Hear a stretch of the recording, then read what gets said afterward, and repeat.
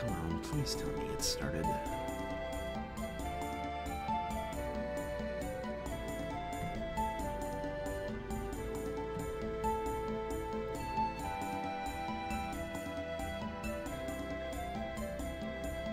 Okay, there we go.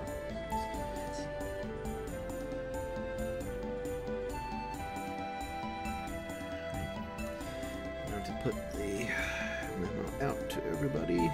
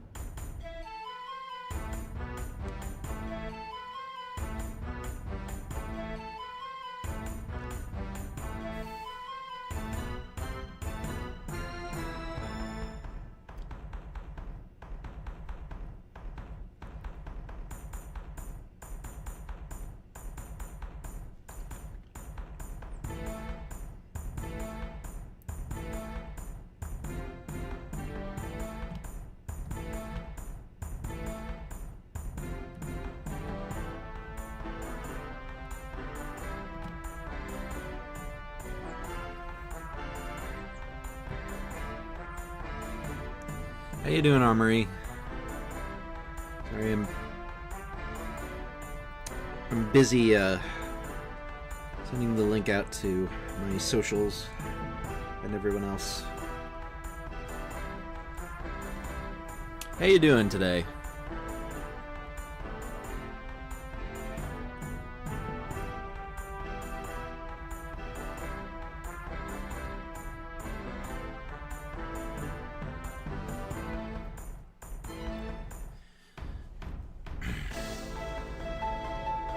Gives us a nice, hello, Aspiraven. Gives us a nice little chance to look at the, listen to the opening title music for a little bit. Alright. Very well. That seems to be everything. Alright. Pretty good, to be honest. Nice and chill. Glad to hear that. How sounds the audio to everybody?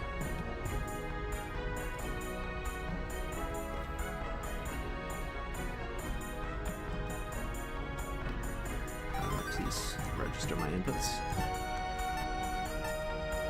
Right. Audio sound good to everybody? You can hear me clearly, you can hear the game audio clearly.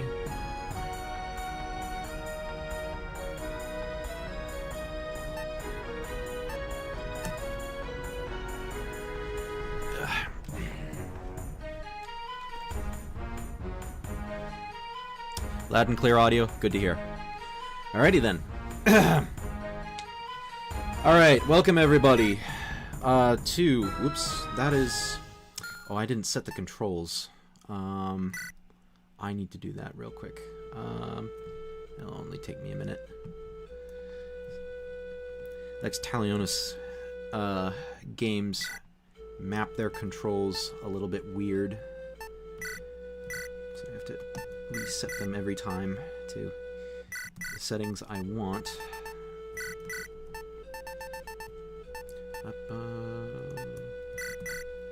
Alright, that's good. As far as all the other options are concerned, we'll crank the unit speed up a little bit, and also the text speed. about here. Alright. I think that's good. So, alright. In that case, we are good to go. Alright, so welcome everybody to Darius the Conqueror Director's Cut, a Lex Talionis remake of Darius the Conqueror, aka the first Fire Emblem ROM hack I ever made. Yeah, I was looking into Lex Talionis for the possibility of remaking this project, because while Darius the Conqueror was pretty well received, my mic audio is a bit loud. While Darius the Conqueror was reasonably well received, it was also, I personally was not super entirely happy with it, so I figured I might as well try and remake it with Lex Talionis, because this engine has some nice features that I wanted to take advantage of. So we're going to play through the whole demo. It's 6 chapters long, should take about 2 hours, I think. Maybe a little more, because I'm going to actually be reading out the story.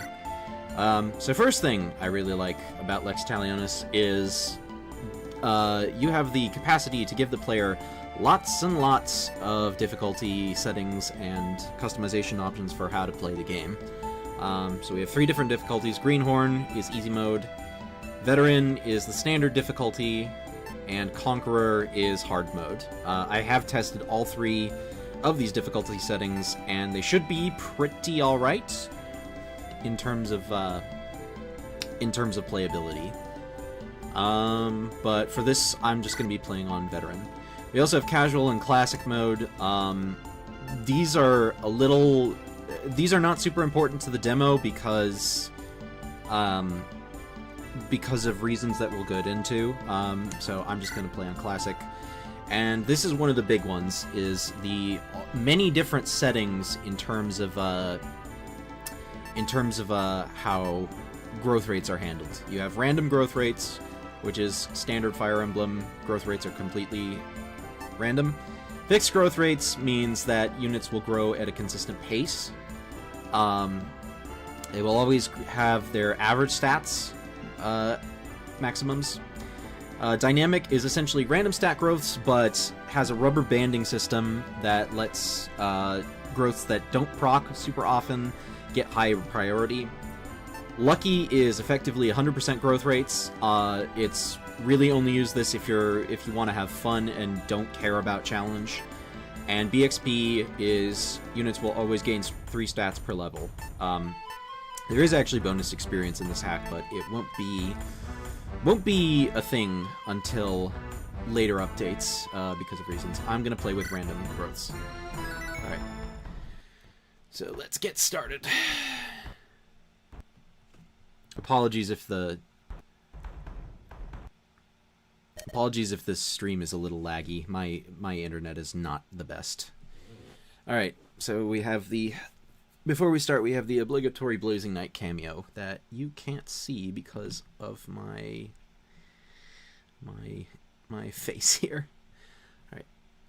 So anyways, greetings everyone. For those who don't know who I am, my name is Blazing Knight. I'll put myself here for right now. We'll do it live, fuck it.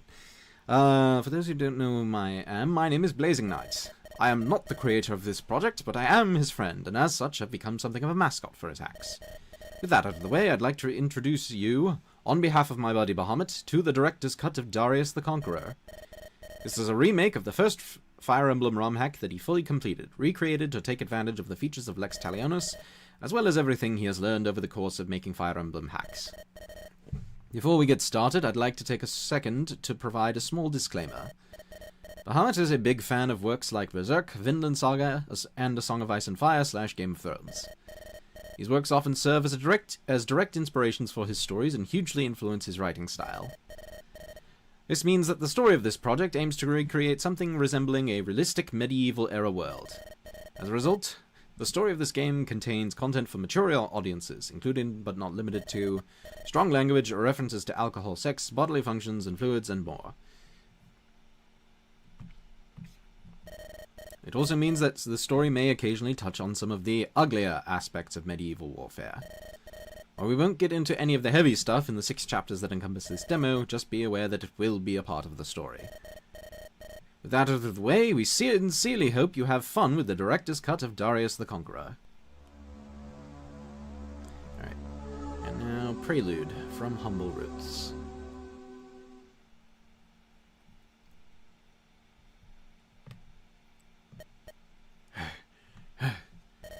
Seems I was able to slink off without being spotted. Of course, they're sure to be on me tail the moment dawn breaks. I'd best put some miles between me and this place, and fast. As you like it, rat. I'll indulge you in your little game. Scurry away as fast as your little legs can carry you.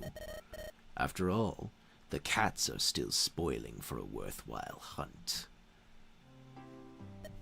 Okay, this whole portrait, putting my face over everything, is not working out as well as I would like.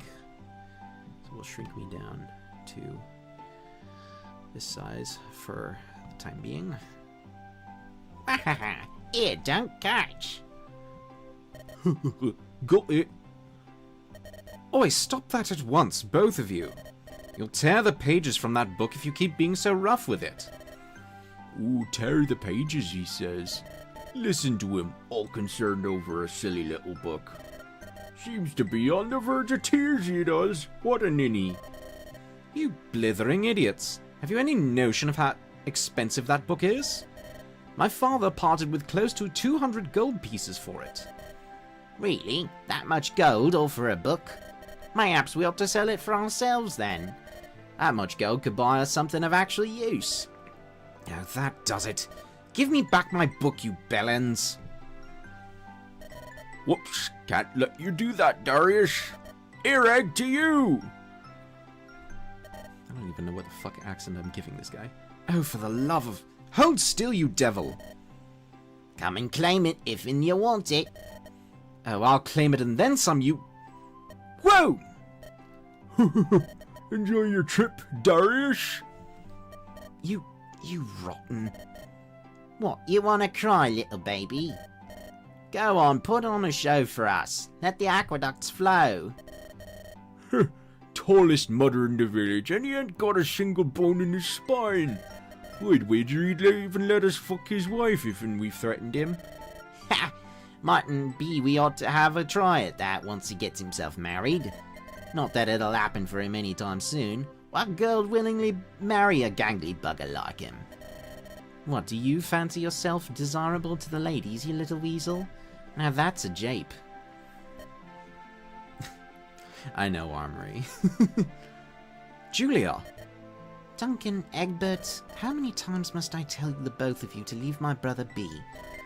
Have you really nothing better to do all day than harass him all day? What, we ain't allowed to have a bit of fun with old Darius? We ain't allowed to play a game with our friend, is that it?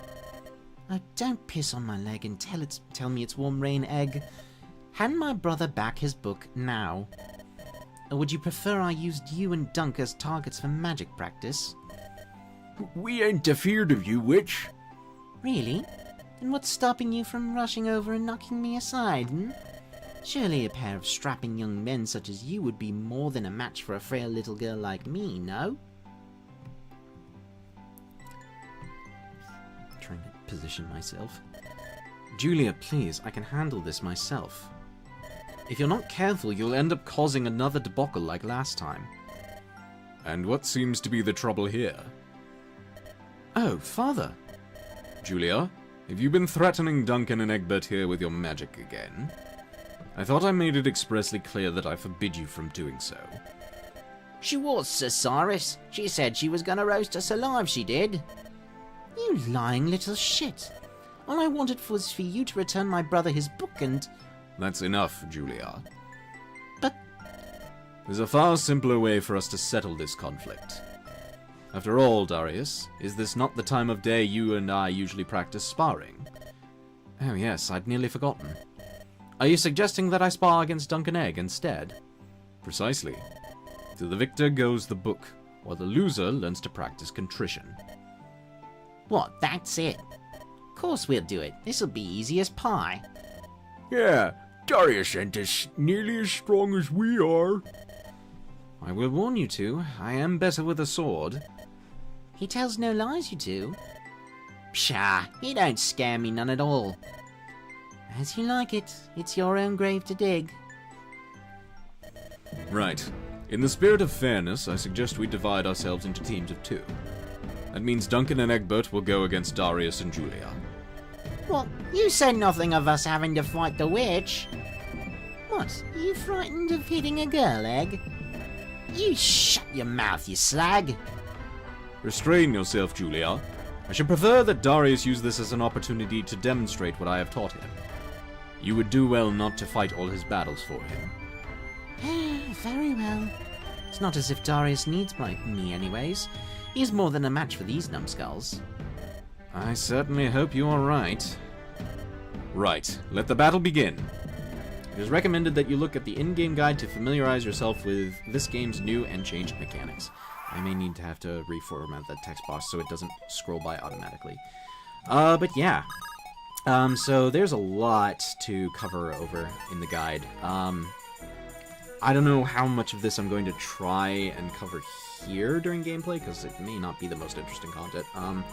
But basically, Lex Talionis comes with a couple of quality of life features that basically are danger radius. Start button key during battles to speed them up. L button key to show unit growth rates. Hit rates in this game use single RN, single random number. So your hit rates are as advertised. This is not true hit rate where your hit rates are slightly better than what is displayed. But, you know, it's, I think it's a little more fair that way, and to be honest, having replayed Fire Emblem 7 and Sacred Stones, I've grown to not super love True Hit, to be honest. Enemy AI. Enemies in Darius the Conqueror will not target a unit for attacks if their hit or damage would be 0. It's like Conquest. If an enemy is not programmed to move, their movement range will not be displayed. Weapon experience. I did not format this guide thing correctly, so it's going to look a little weird, but basically, bronze weapons, which you start with, give 3 weapon experience. Iron weapons, Reaver weapons, and a type of weapon that will not be appearing in this demo give 2 weapon experience. Cursed weapons give 10 weapon experience. Everything else gives 1. Staves, basically, basic heal staves give 5. Mend gives 4. Hey, Lewis! Nice to see you here, presumably before you start streaming. Yeah, Mend. Recover, Restore, and Rescues 3. Physic, all the status staves are 2. Vulcan, which is what I named the Hermern staff in this, gives 8, and everything else gives 1. Weapon ranks. Bonuses for reaching B rank or higher in a given weapon type. Plus 5 hit and avoid for B rank, plus 10 hit and avoid, and plus 1 damage for A rank, and plus 5 crit on top of all the other bonuses for reaching S rank. Throwing weapons. Hand axes, javelins, and crossbows cannot double. To compensate for this, they have their might increased. Magic weapons like light brands and the magic lance and the magic axe will be able to double, but they can't crit. Basically, I just wanted a way to minimize 1 to 2 range spam. So it's kind of like Fates, but unlike Fates, the throwing weapons actually have their might slightly increased, so they're a little bit better. You won't get very much of that. Spells and MP. Tomes and stabs do not have a durability stat. They run on a new resource called mana, which basically it's how you would expect. You have an MP meter that levels up just like any other stat, and you restore it using special ether items. Mana is a little bit jank with how it works because there's not really any way to indicate indicate it to the player easily. You have to double check the stats screen in order to see what your mana rankings are at. Unfortunately, that's just how Lex Talionis works. I don't have a good workaround. Accessories. Your characters have only 4 regular item slots. The 5th one is reserved for accessories. Playtesters got a little confused. Some of my playtesters got a little confused by this because they didn't read the guide. But yeah, the 5th inventory slot will act like it's available, but will not actually let you put items into it. And unfortunately, I don't really feel like... I don't know if there's anything I can really do about that. But yeah, accessories, things like shield and stat rings. You can only have one equipped at a time, which is one thing I really like over how it was handled in FE Builder with the actual ROM hacks, because the actual ROM hacks, you could just kind of stack stat rings and... Yep, I did not read the guide at first. Yeah, Armory, you're not the only one. Zappy also didn't bother to read it, and he got confused by the accessory slot. Alright. So, yeah. Because one thing with FE Builder is that you could have multiple stat rings, and it made it so that I could only give one stat ring per stat, because I didn't want to have this turn into, what was it called? Justice and Pride, where you could stack multiple stat-boosting accessories to make your characters overpowered. Statuses. Status staffs now have perfect accuracy. Restore staff has been changed to have, I believe, Fortify range, where it will affect multiple units at once in a given range. We also have new status effects, and certain ones that you're familiar with have been changed.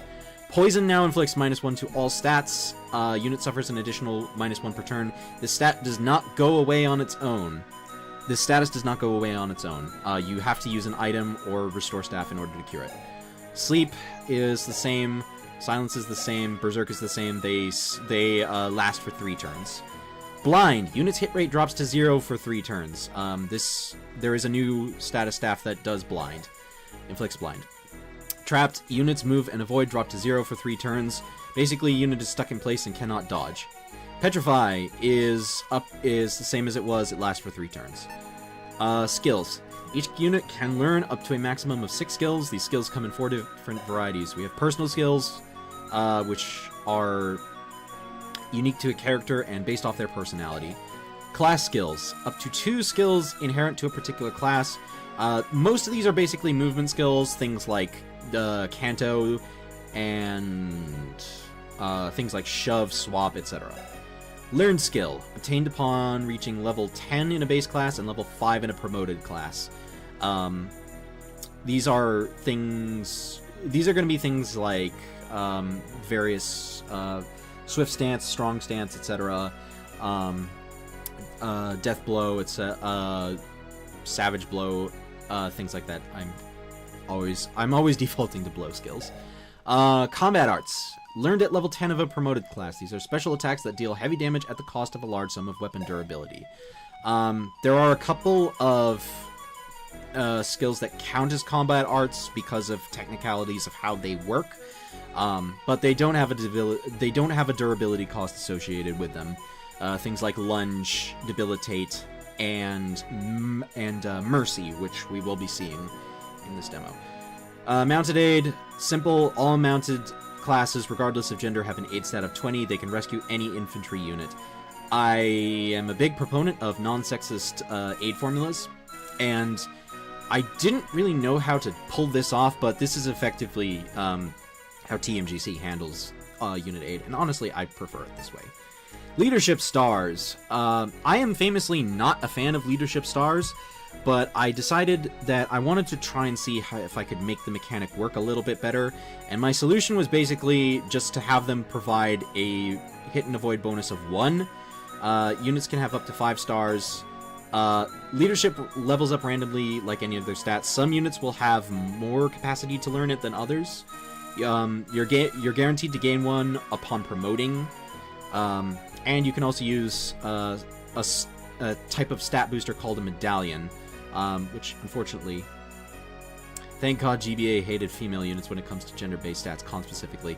Oh yes, I don't get that, honestly, because it sucks. Like, if Isadora had, because it makes no sense. Like, why are their horses not able to seat as heavy a load as a man's horse? That's just stupid.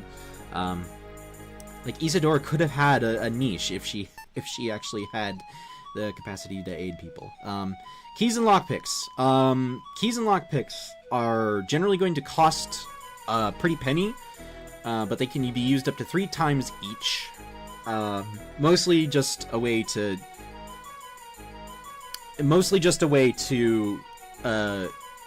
make keys a little less cumbersome to have to deal with.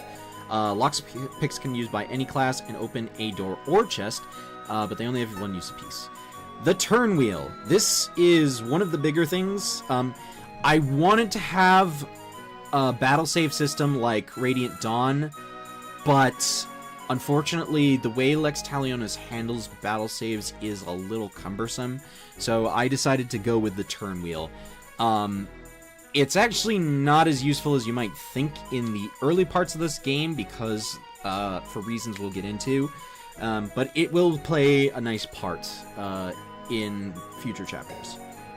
You can only use the turn wheel up to 8 times per turn, though, and that is a hard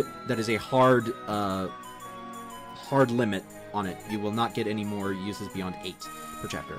Bonus experience. This is not super important right now because you will not be earning any bonus experience in this demo, and you will not have the capacity to spend it to level your units up, because we do not get to the world map in this demo. But it's going to work basically the same as it does in Radiant Dawn. You get bonus experience for clearing chapters fast, for doing side objectives like saving villages and stuff, and it will always give a character 3 stat procs per level. So it can be a nice way to boost your units up and maybe get them to cap stats that they're having trouble capping. Supports have been greatly overhauled. I don't know if we're going to need to get into too deep in the weeds to this, but basically supports are going to happen from the base. They're going to be a lot easier to gather. Their range of the bonuses they provide has been reduced slightly, but the actual bonuses they provide have been reworked pretty significantly. But the details of that are not important because we are not going to be getting any supports just yet. And then we have towns. This will be a thing that we'll see in the demo. But yeah, basically, towns will be free roaming, and you can talk to NPCs to get quests and stuff like that. This is a bit of a limited feature in the demo, but it will be important soon enough. Alright, okay, that is everything we need to know, so I'm pressing R to highlight the danger menu, and I'll go into the units next turn, because I just did a lot of explaining there. So I want to get some action going on. This is a pretty simple mission. Here I come, you ninny. I'll clobber the snot right out of you. Yeah, this is a pretty straightforward prologue chapter. It's basically just a tutorial. It teaches you the basics of making the most of the combat system. Alright. So, let's go over our units. Darius, a young commoner from the province of Stalhelm, clever and cunning. He is a journeyman, a young swordsman with great potential. And he has Jupiter affinity, which a thunderous affinity that raises critical hit rate. These are his bases. These are his growth rates. As you can see, he has the growth rate for his MP is not showing up, but I believe it's 40, 45, I forget exactly. But yeah, Darius has been changed to be a trainee lord, effectively, mostly just because that way I can have bit of a stronger character progression for him, at least in terms of him learning magic later on in the story. You know, like he starts out not having it, but he eventually gains the capacity to use magic. Personal skill is Charisma, plus 10 hits, plus 3 damage, and minus 1 damage taken to all allies within 2 tiles. And he has Shove as one of his class inherent skills. He starts with a Bronze Sword, which gives 3 weapon experience, but it also can't crit and is pretty weak overall. Vulnerary restores 15 HP. Do feel free to like looking around at these unit menus, because there's a lot of stuff. Like the strength magic, etc., have customized sort of descriptions. You know, I actually took the time to give them custom descriptions. Characters also come with like a little profile on their screen, which I think is mostly just there for flavor. We also have Julia, Darius' younger sister, a talented mage, free-spirited and kind. Oracle, a talented mage with great potential. And she comes with these are kind of basic spells. They've got different names, mostly just for flavor. Ignis is basic fire spell, basic attack, MP cost of 3, so it plays very well with one of the magic classes. Oh, hi, Lilina. I mean, Julia. Yeah, this portrait is temporary. I plan on getting special portraits for a lot of these characters. Mostly because I need it, because, you know, the story's going to have elves and Holstars and stuff like that. So, can't exactly do that with free portraits from the repo. But yeah, magic classes have a skill that gives them a little bit of their MP back each turn. Julia's personal skill is Mercy, a combat art that leaves foes with 1 HP at minimum. Mostly just to help train Darius. And then she has Ignis and Thunder, which in this project is a 2 to 3 range attack that can't crit, MP cost of 8. And she also comes with an Ether, so if she needs to recover her magic. She's level 10, meaning she won't gain any experience. She's kind of a soft Jagan, as I like to call her. As you can see, you know, she can whittle down enemies. Can't hit me if I'm all the way over here. I'll make a pincushion of you. Wahaha! And she missed. But yeah. We also have what I like to call the Last Promise style battle backgrounds. I think actually in the options menu I have it set to always keep the battle background set on, because they will look really awkward if you don't have it that way. Yeah. There's not much to say about this map. It's basically... I didn't check Duncan Egg's character descriptions before I knocked him out. Ack! Youch, ouch, ouch! I yield, you win! Yeah. This is brave. This is you know, I keep repeating myself, but whenever I say this is basic stuff. But yeah. Let's real quick check Egbert's. A Weaselish village boy who bullies Darius. And he has the ash bow, which is the bronze equivalent for bows. It's ash bow, oak bow, and yew bow, and I think wormbone bow for the different levels of bow. And bows are actually kind of decently strong. I have same backgrounds for my hack, and it would look really strange without them. Yeah, I love the Last Promise style of having full-on floating sprites. Yeah, I love the Last Promise style of battle backgrounds, like full battle backgrounds. I just think it helps make the battle scenarios feel a little bit more real than just, you know, 2 platforms and then like a battle background with like black asphalt underneath it. But yeah. Yeah, that's smart!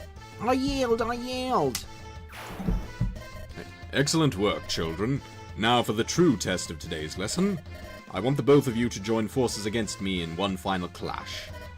Take a moment and to heal your wounds if need be, then give me everything you've got.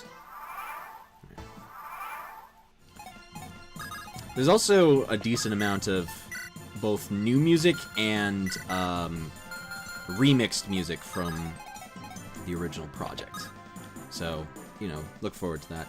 Music has been remade with high-quality instruments from FL Studios, which is the program I use to make most of the music. Now, Julia can crit, and I had that happen to me when I was recording footage for the trailer. And it is the funniest thing ever, but I genuinely hope it does not happen. Come, children, show me what you are capable of. And because of the way Lex Talionis handles boss battle dialogue, I created a special track for that. It plays to lead you into the actual boss battle. Boom, boom, boom, boom, boom, boom, boom, boom. Alright. Simple enough. And then, Darius, I think I can just let you fight this guy.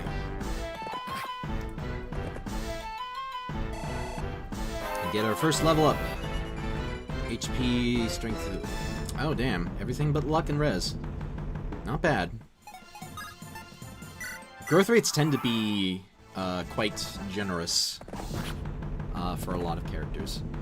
And as per tradition for a lot of my projects, we get critical hits always on the last finish, even if you can't. Even if you normally can't crit. Alright. HP and luck for the next level. Not as good. Not as good. Good, good. I yield. Well done, both of you. You have won this battle. Well done, Darius. You acquitted yourself nicely in that battle. You really think so? I doubt I'd have seen much success without Julia's aid. Allow yourself some credit, my son. You've come a long way since the day you first grasped a sword.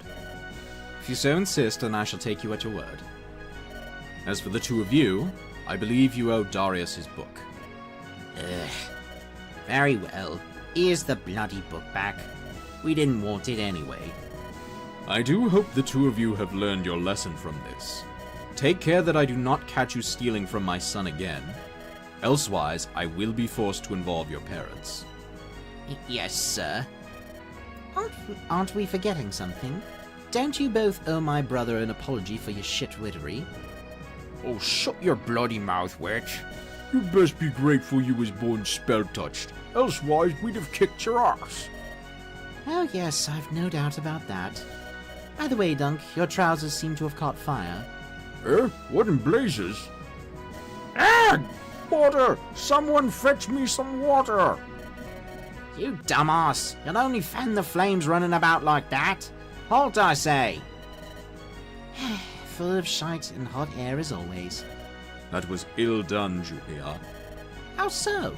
Those two deserved punishment for their actions. What's so wrong about giving them their just deserts? Two wrongs do not make a right, daughter. It is not your place to mete out such punishments.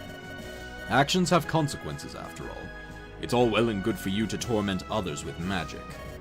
Until I'm the one getting an earful from their parents.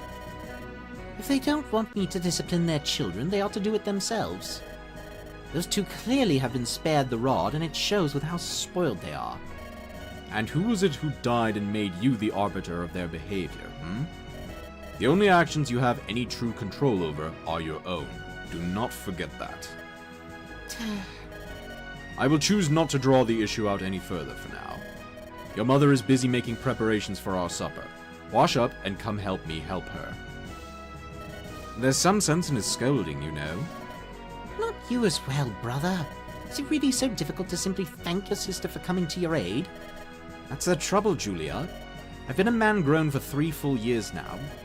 Why must I need my sister to come running to my rescue every time trouble arises? It does nothing to disprove Duncan Egg's assertion that I'm a ninny.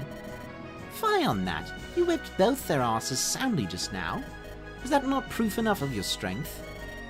A man with some martial training will always outdo a man who has none. But compared to father, I'm still every bit the greenhorn I was when he first put a sword in my hands. He knows full well that I prefer books to blades, and yet... Darius? Perhaps had I the capacity to use magic, I might feel more inclined to be as bold as you, but... What, would it really be so simple as that? Julia? So be it. If magic is what it takes to make you realize you have a spine, then we've just got to draw the gift out of you at once. Come, we're going to the river to practice. But father said... I know what father said. All the more reason to hurry, so we can return before he's realized we've gone. Now step lightly, we've got work to do. Ah! Slow down, Julia! Alright, and that's the end of that chapter. Bit of a awkward, immediate fade to the save screen. Alright. And then we have Chapter 1, First Blood, which is effectively what the first chapter of OG Hack Darius the Conqueror would be. Here we are. This has always been my preferred spot to practice magics. Are you certain this is a worthwhile use of our time? I've tried many a time before to awaken my potential for magic. What's to say this time will not end in failure, as all my other efforts have? A handful of failures are not proof that you have no capacity for magic, Darius. The gift of spellcraft comes later for some than it does for others. I attune to my powers young, but some require more dedicated training to coax the gift forth. You have the hair of a spell touch, at the least. So does Mother, yet she possesses no capacity for magic. Sometimes the gift simply skips a generation or two. We'll have no success if you continue to wallow in that defeatist attitude. I would not waste my time doing this with you if I did not believe our efforts would bear fruit. So please, do place some trust in yourself. Well, I suppose there's no harm in giving it one more try. That's much better. Now, close your eyes. Put all thought from your mind and focus on the sounds of the world around you. The song of the birds in the trees, the burble of water tumbling down the river. Now breathe in as deeply as you can. In and out. In and out. Focus on the rhythm of your breath, the way your body swells as air passes through it. Feel how clean and crisp the air is as it rushes into your lungs. That soothing feeling is the essence of mana. Mana is the source from which all magic is born. It is matter, energy, and everything in between. It is all around us, in the air we breathe, the food we eat, the blood that runs through our veins. Learn to sense its movements, the way it ebbs and flows. Once you can do that much, you will realize how you can channel that flow, directing it to your liking. That is the principle through which you will be able to make use of magic. Can you feel the flow of the mana within you, brother? I can sense something. No, that isn't right. I can hear something in the distance. It's the sound of someone shouting. Shouting? Wait, now I can hear it as well. Look over there, on the ridge in the distance. Nowhere left for you to wriggle now, worm. You might as well show us your neck and be done with it. Oh hell, they've caught me already. I was so sure I'd slunk out without being seen. Only thing to be done about it now is to grovel for mercy. Now, moody old friend. There be no need for this to end in bloodshed. I'm certain we can talk all civil-like as former brothers of... Cease your belly-aching traitor. You know full well the price deserters of the clan must pay, and still you chose to run. Worse still, you made off with a share of plunder that wasn't yours. God, doing that voice is going to kill my throat. Return it, and perhaps I'll grant you the mercy of a painless death. Sorry to say, but the treasure was, lost down a ravine. Why am I not surprised? You are always as stupid as you are incompetent. Prepare to be crushed underfoot like the worm you are. Have I no friends left to me name? Oh gods, be ye old or new, whichever is most likely to hear me prayer. Deliver me from death but this once, and I swear I'll never steal so much as a cestus ever again. I'll go straight as an arrow, honest. Can you hear what those people are saying? Not from this distance, but it seems that man in the white cap is in trouble. You did a great job with unique character portraits. All of these character portraits come from the resource repo that is compiled by Clockinator and the FE Universe forums. So I didn't make any of these, but they are really good portraits. The new one for Moody was made by a user named Fatman, and he does a lot of really good villain-looking characters. But it seems that man in the white cap is in trouble. We ought to help him, and fast! Agreed. Let's run back to the village and find Father. He'll know. There's no time for that. We must act now. You still have your sword with you, do you not? Yes, but... Then it's time we put your skills to the test. Julius, stop! Don't... Oi, you louts! Have a taste of this! Kaboom. What in the... Where the hell do you come from, bitch? Come with me, mister. I'll lead you to safety. Oh, thank you, gods. You needn't tell me twice, lassie. Gah, the traitor is escaping. After them, you blockheads. Spread out and search this whole valley. Julia? Have you any idea how reckless that was? Well, I saved the poor man's life, didn't I? Better to take a risk and save a life than stand about, I say. Oh yes, so much better to paint the target on our heads instead. Now those brigands are uprooting the entire valley looking for us. If they chance upon our village, we'll be in a whole world of trouble. Then we ought to put paid to the lot of them before that happens. You're not seriously thinking of drawing steel and charging at them, are you? These ain't your run-of-the-mill bandit types, lass. They're cutthroats through and through. They won't spare you just because you be children. And it's a good thing we're not children. I am a magus and my brother a swordsman. Besides, so long as we keep to the safety of the woods, we can use the trees to hide whilst we pick them off.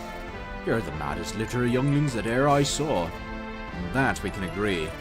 Even so, there's too much at risk allowing these gobshites to roam close to our village. Can you fight, good sir? Me? No, sir. I ain't got a weapon on me. Damn. Even so, there still might be a way you can help us. Listen carefully. There's a village due south of this river. Go find the house sitting at the northeast corner and seek out a man with slate grey hair.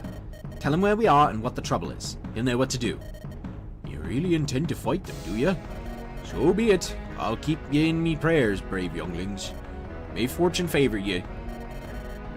For this chapter, the death of any of your units will result in a game over, which means that the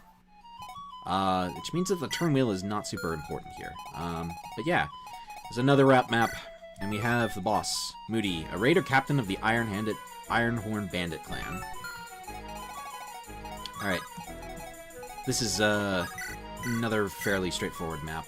I'm going to start speeding through battle animations just so that we can get a move on.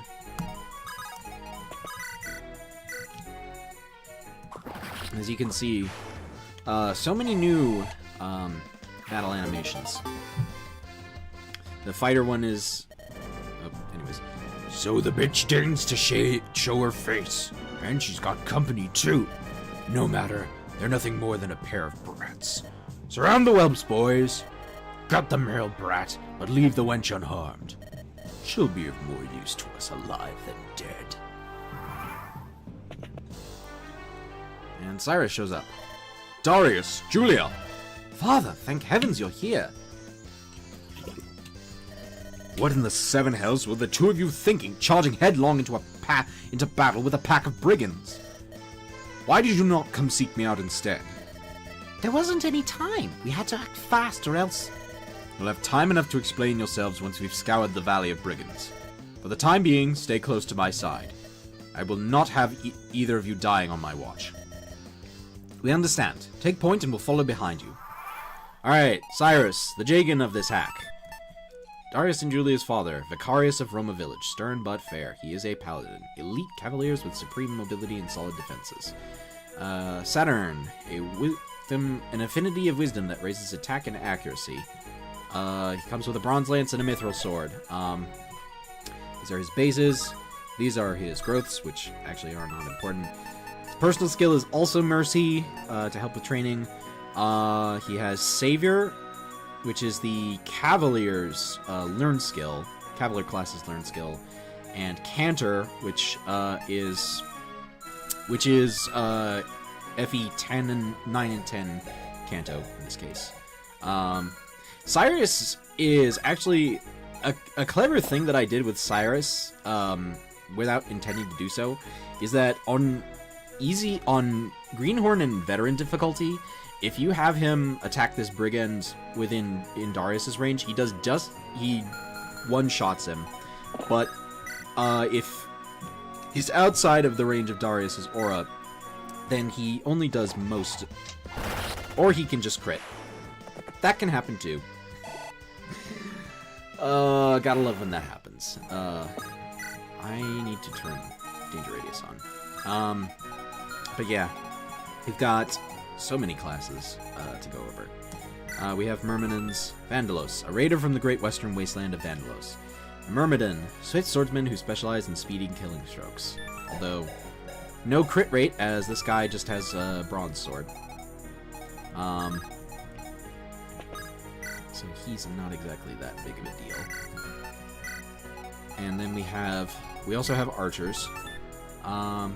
Lol, classic Fire Emblem. Yeah, that happens.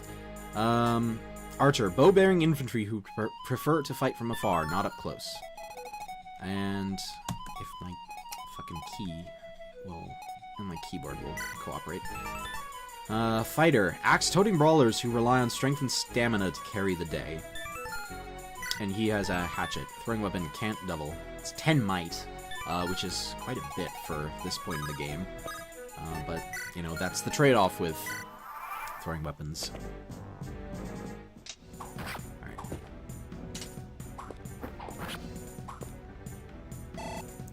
These Myrmidons are actually kind of annoying, kind of a nuisance, because if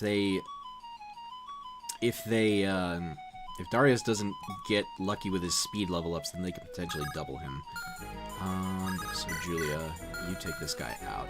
So I'm going to make use of the Mercy skill.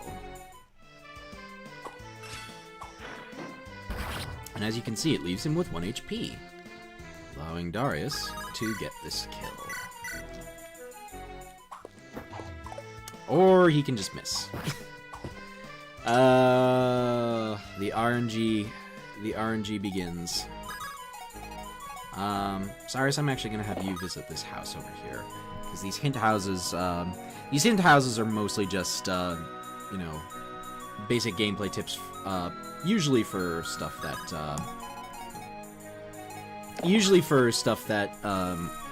you know, has to do with, like, changed gameplay mechanics and stuff like that.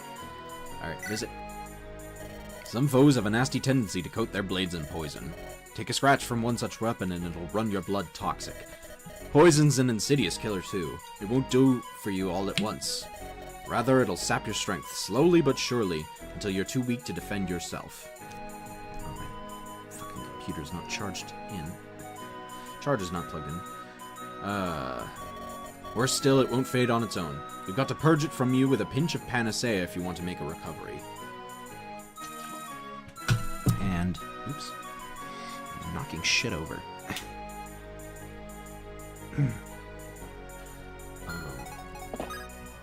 So you get back to the battle.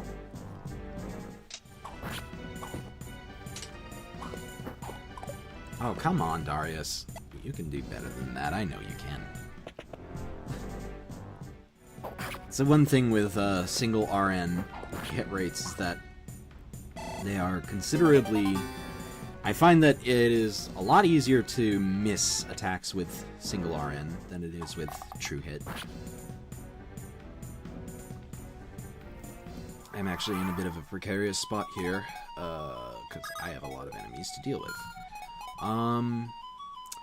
Are you showcasing the demo in 2 streams or all in one? I'm gonna try and do it all in one.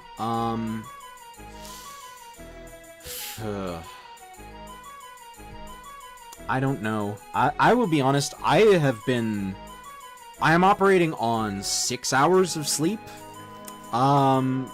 Because I was unintelligent and stayed up all night playing Pokemon. So, I don't know. What I might do is I might take a short break in the middle of the stream and then come back to it. But I do want to try and get the demo done in one shot. Just for the sake of not needing to worry about it. Right, Cyrus, you can body this guy. I'm actually having to make use of units that aren't Darius. And Cyrus is gaining 15 EXP for kill, which, honestly, kind of prefer it that way over the, like, 4 EXP that Jagans usually get. Again, I've been playing Sacred Stones a little bit recently, and that's one thing that drives me nuts, is that promoted units in this game, if they go up against, if they go up against unpromoted enemies, oh, that's a pretty good level up. Promoted units in Sacred Stones, if they go up against unpromoted enemies, they are not earning jack shit in terms of EXP. That is actually really annoying.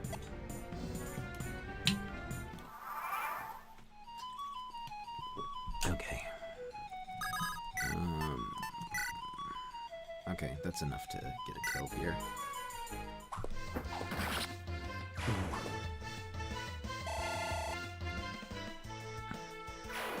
Something to note is that I actually buffed the power of bows slightly.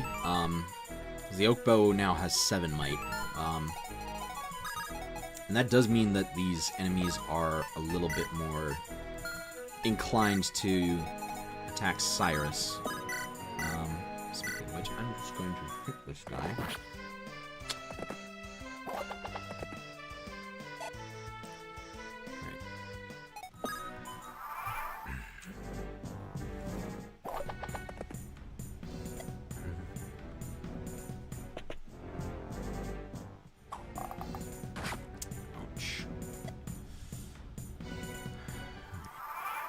Let's see, how do I want to go about this?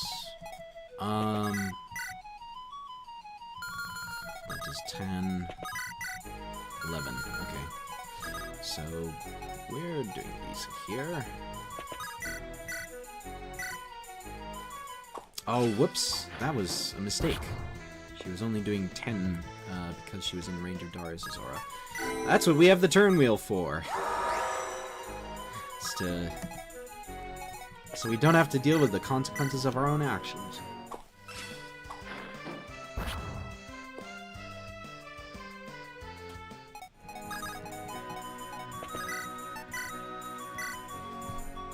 And of course, use the bronze sword to get more weapon EXP out of these battles.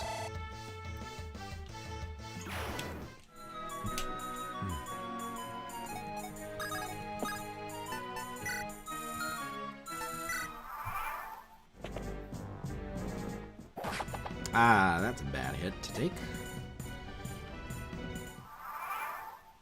But luckily, I've never used a turn wheel ever, so that's cool seeing the animation just then for it. Yeah! I mean, turn wheel's a cool feature. I mean, as I said, it wasn't necessarily, like, the thing I wanted to put in. I would rather have done battle saves, but, it was a little awkward to try and get that to work the way I wanted it to. Alright. Now, Moody we have to lure out, but luckily that's not too big of an issue. I just have to heal Darius up. Vulneraries actually heal 15 HP in this product, so they're a bit more useful compared to vanilla. You sacks of shit can't kill a measly pair of children? Bah, so be it. I suppose it falls to me to show you munters how it's done.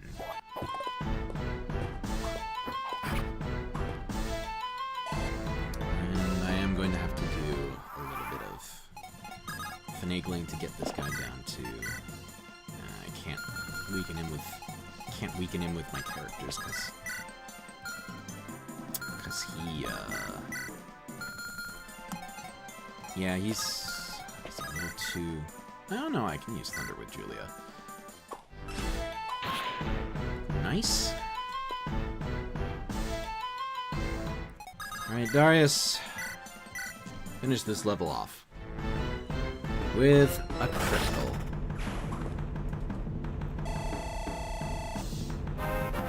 Level up. HP magic. Munters like the internet brain rot slang. I don't know about that. It's a as far as I can tell, it's a British slang term. What? Why, you little... And Darius gets a sword scroll. New item that raises weapon EXP for a sword. Laid low by a pair of brats. You've never been so insulted in all my life. That's the price you pay for underestimating us, brigand scum. You'll regret this, you bitch. The Ironhorn clan brooks no insults, least of all from women. What's the rest of my brothers find you, you will suffer tenfold the injuries you've inflicted upon us. The Ironhorn clan, you say? I am familiar with that name. So it is true that the Vandalosi have begun striking out this far north.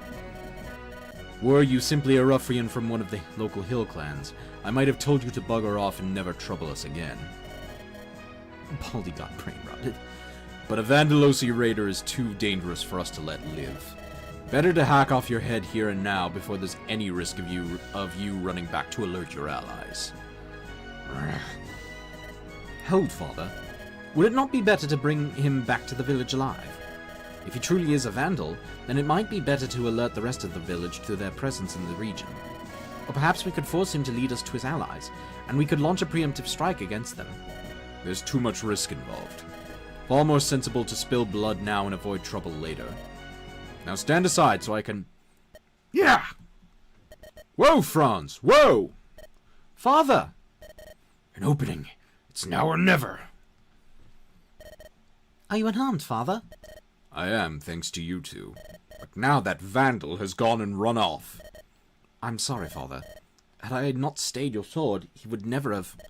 Peace, Darius. What's done is done. By now, he's likely deep into the woods and hills. If the sun were not already setting, I might try to track him, but... There may still be time to find him. If we leave now, we could... We? No, you will not be going anywhere, young lady. You've already caused enough trouble for one day. Please, father, there's no need to scold Julia. The fault is mine. I'm the one who insisted we come out here to try and practice magic together. Placing your neck on the chopping block for your sister, eh? What am I going to do with the both of you? Father? I am deeply disappointed in both of you, my children. And yet, I can only bring myself to be so angry with you. For I know why it was you acted how you did. You do? Rest assured, I do not intend to let this matter slide completely. Good intentions are no excuse for endangering your lives. But in this instance, some good did come of it. Oh, the younglings! You survived! Oh, I thought you good as dead. Thank heavens I was wrong. Only thanks to you fetching father for us. 'Twas the least I could do after you rescued me from certain death. Nonetheless, we offer you a debt of gratitude, kind sirrah. Ah, never did tell you me name, did I? Call me Garrick. I be a humble traveller, going about me merry way. Well met, good man Garrick. I am Cyrus Drakengard, and these are my children, Darius and Julia. Do you travel alone? Why, and as you can see, it leaves me quite vulnerable to brigands. I do hate to impose, but have ye any place I might be able to rest me bones for this evening? 'Tis hardly imposing. Our house is large enough that we've room to spare. We'll allow you a bed for the night gladly, as thanks for your good deed. Most gracious of you, Sir Cyrus. I'll do me best to be a proper guest, then. As for the both of you, I'll not punish you too harshly for your foolishness. Not this moment, at least. But you both will be working twice the normal amount of chores as penance for your disobedience. We understand, father. Good. Come, your mother should be finished with supper by now. I'm sorry to have gotten you in trouble, Darius. There was no need to try and shoulder the blame on my account. It's just as father said, what's done is done. We did something foolish, and we must both pay the price for it. Besides, we held our own against Vandals and lived to tell the tale. That ought to be something worth celebrating. I did tell you you're stronger than you realized, did I not? Aye, and for the first time I finally believe you. but we ought to start back to the village now. We shouldn't displease Father any further than we already have. Agreed. Let's return home. Alright. And then we move on to one of the more unique features of Lex Talionis projects, which is the town segment. Welcome to Roma Village. Oh, Cyrus, you've returned. Are the children safe? Thankfully, yes. Goodman Garrick's warning came swift enough that I was able to mount Franz and ride to their rescue in time. Thank the Lord. We owe you a great deal of thanks, Goodman Garrick. Don't go thanking me too much, ma'am. Your younglings only put themselves in danger 'cause they wanted to save me, arsh. It makes no matter. The trouble has been resolved. I'd not be so sure of that, Papaya. The brigands we went up against were not from the local hill clans, but vandals. Vandals? This far north? Aye, and worse, one of them was able to escape our blades. If more happened to be lurking about the region, it could spell trouble for us in the future. You worry too much, my husband. There's every chance the escapee could lose his way in the mountains. And even if he doesn't, our village is too remote to attract attention. Nor are we rich enough to be worth the effort. I can only hope you're right. But there's naught I can do about it for the time being. In the meantime, I've promised Garrick a place to rest for the evening. Of course. And I presume he'll be wanting to dine with us as well. Only if you have the grub enough to spare, ma'am. We always have enough. Ours is a humble village, but a prosperous one. We are all too happy to share what we can with others, if they need it. Well then, who am I to refuse your hospitality? So, this be your house, then? Quite spacious for the homo simple country folk. Colwyn, she's wrong. Wink. Yep. Don't go giving everything away now. Our father happens to be the village vicarius, so we've always been quite well to do. We even eat our food using silver cutlery, where the rest of the villagers content themselves with utensils of pewter. Well, and we fancy. She overstates just how wealthy we are. Roma Village is quite a remote hamlet, tucked away in the shadow of the Scala Mountains. Our trade partners are few and far between, given how far we are from the beaten path. And yet I'd hardly call this a village of beggars. You see that massive mountain far to the north there? It's a volcano known to us as the Dragon's Ingle. It's been long dormant, but its presence keeps the soil in the region fertile. Good soil makes for good farming, and that in turn keeps our village prosperous. The mountains also provide a natural shelter for us. Few brigands or roving armies ever bother to march this far north. Even the tax collectors from Stolhelm forget we exist at times. Huh, quite an easy life you lead here, from the sound of it. Excuse me. A pity I be a man of the sea, more at home on roiling waves than solid ground. Elsewise, I'd happily drop anchor and settle here right away. It really is quite a lovely place, is it not? Perhaps the children could show you around some. I still have some last-minute preparations I need to make before supper is ready. Don't worry, Mother. Darius and I can show him all there is to see.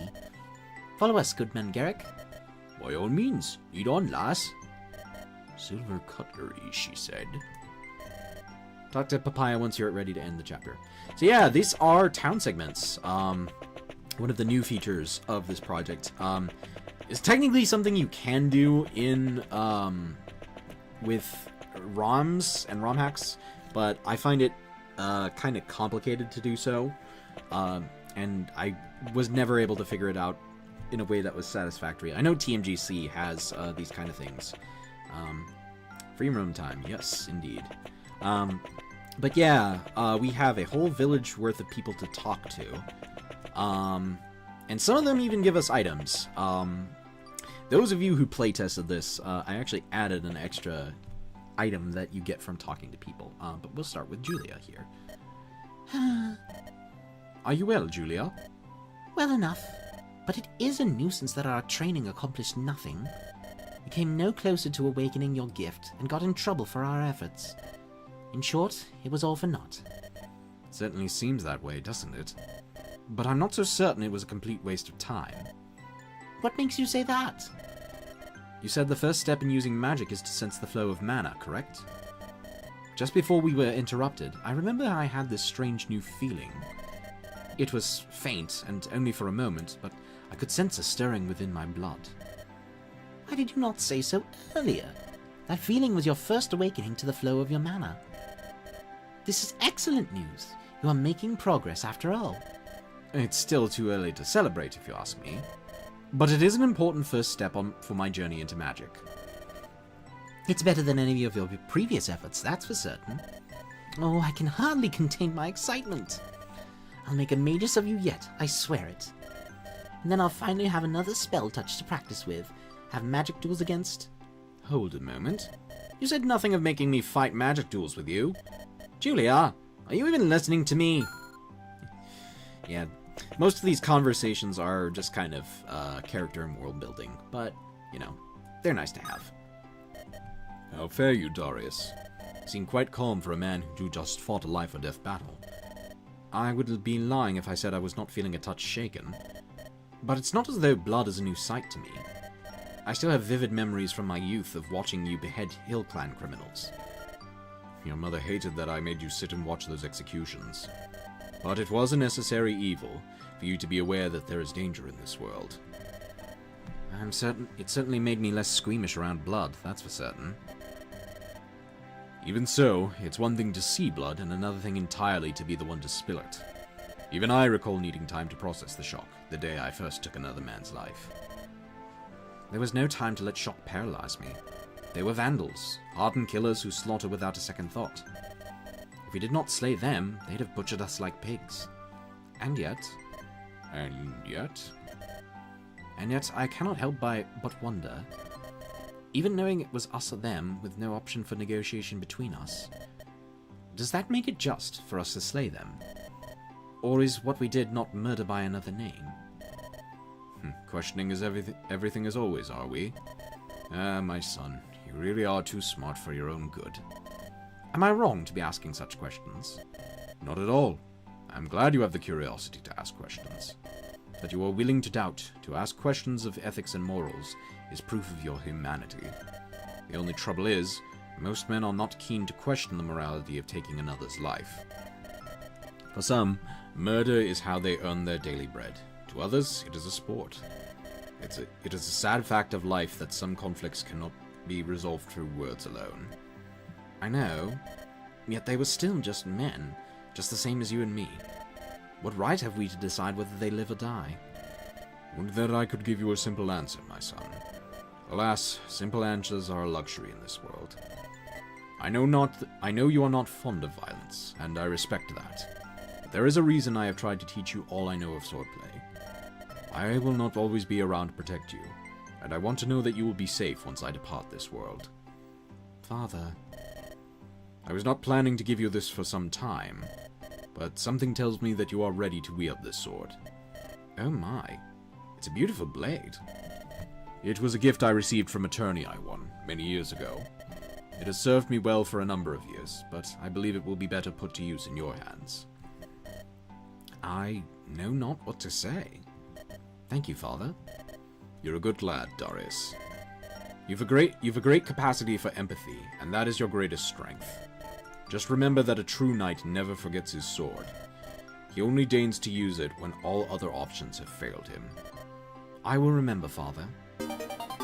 And we get the Claymore, which is Darius's PRF. Standard rapier clone.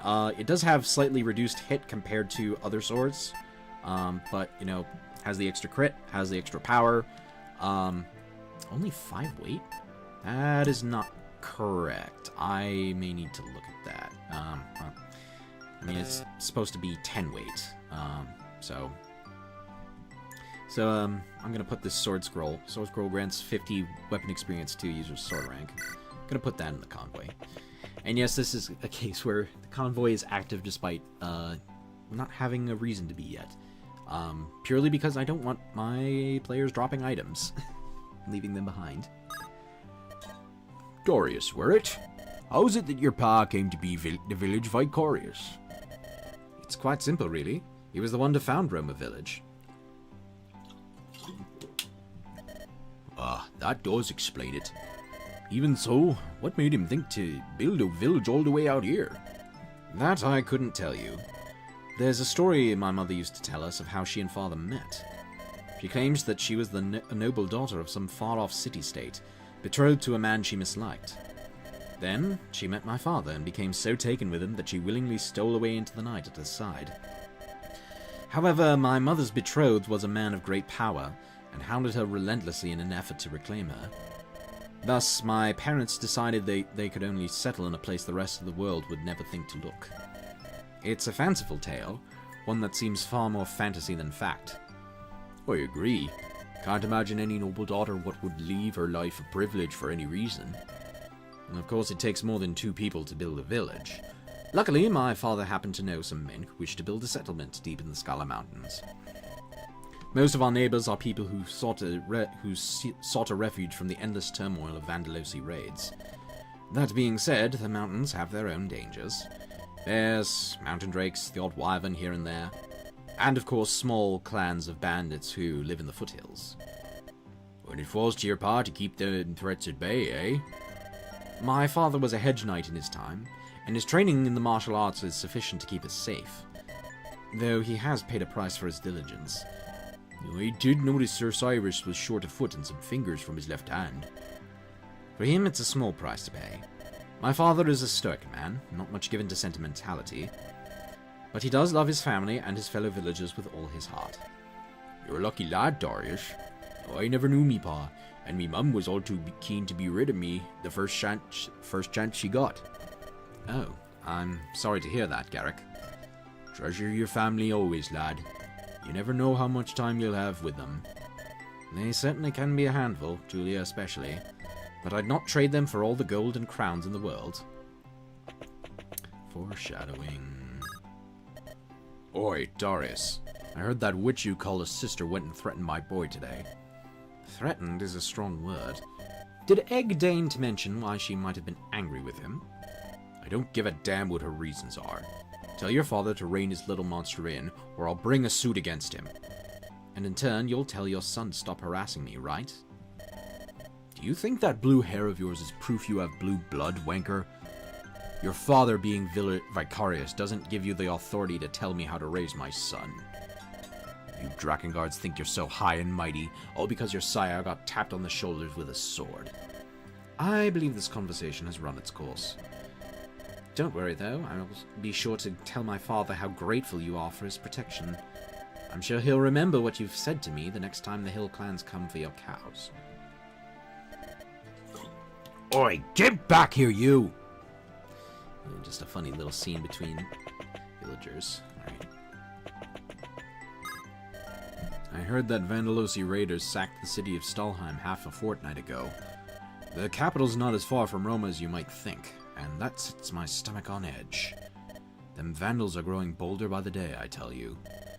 Every trader what comes through our village brings a new tale of those barbarians, each worse than the last. It's enough to make a man wonder why King Polonius of Albion has made no effort to restore order in the region. His diocese sits next to that of Stalgard, and he can't be too happy to have Vandals raiding and raping so close to his borders. I wish he'd come to his senses, if only for our sake. The mountains have kept the eyes of the Vandals off Roma thus far, but if they did come for us, I doubt we have any chance of fending them off. Our militia is enough to deter the hill clans at most, but outside of Sir Cyrus, we lack any real training. Against a Vandal horde even 20 strong, I shudder to think of our chances. Foreshadowing is a narrative device. One of our sheep got loose and wandered beyond the gates last night. My father went to look for it, but he came back empty-handed. When Mum asked him why, he said he did come across it, or at least what was left of its corpse. He claimed he saw this group of men looming over it, picking meat off its bones with their bare hands. By the light of his lantern, their skin appeared pallid, almost as if it were rotting away. And when he called out to them, they looked up at him with eyes that glowed like coals.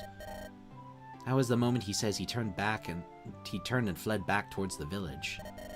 Mum was cross, said he was making excuses so that he wouldn't have to go out in the dark. But I know my father's no craven. Yet, when I looked into his eyes, I could see his fear was real that night. If something's out there in the mountains that can frighten him, I pray I never learn what it is myself. And these generic NPCs, their talk bubbles don't go away. You can talk to them multiple times. Mama says that once upon a time there was a dragon that flew around the mountains. Oh, they're zombies. Yes, indeed, Cole. It's why we call the big mountain up north the Dragon's Ingle, because it's where them dragons went to roost in the evening. I once tried to go off and climb up the Ingles so's I could find me a dragon, but me sister tattled on me. Me dad then scolded me and said there ain't no more dragons. He says the dragons all died out along with the Dragovians and their old empire. Then he took a switch to me bum for being naughty. I wish I was born in the days when there was still dragons in the world. Then I could keep one as a pet.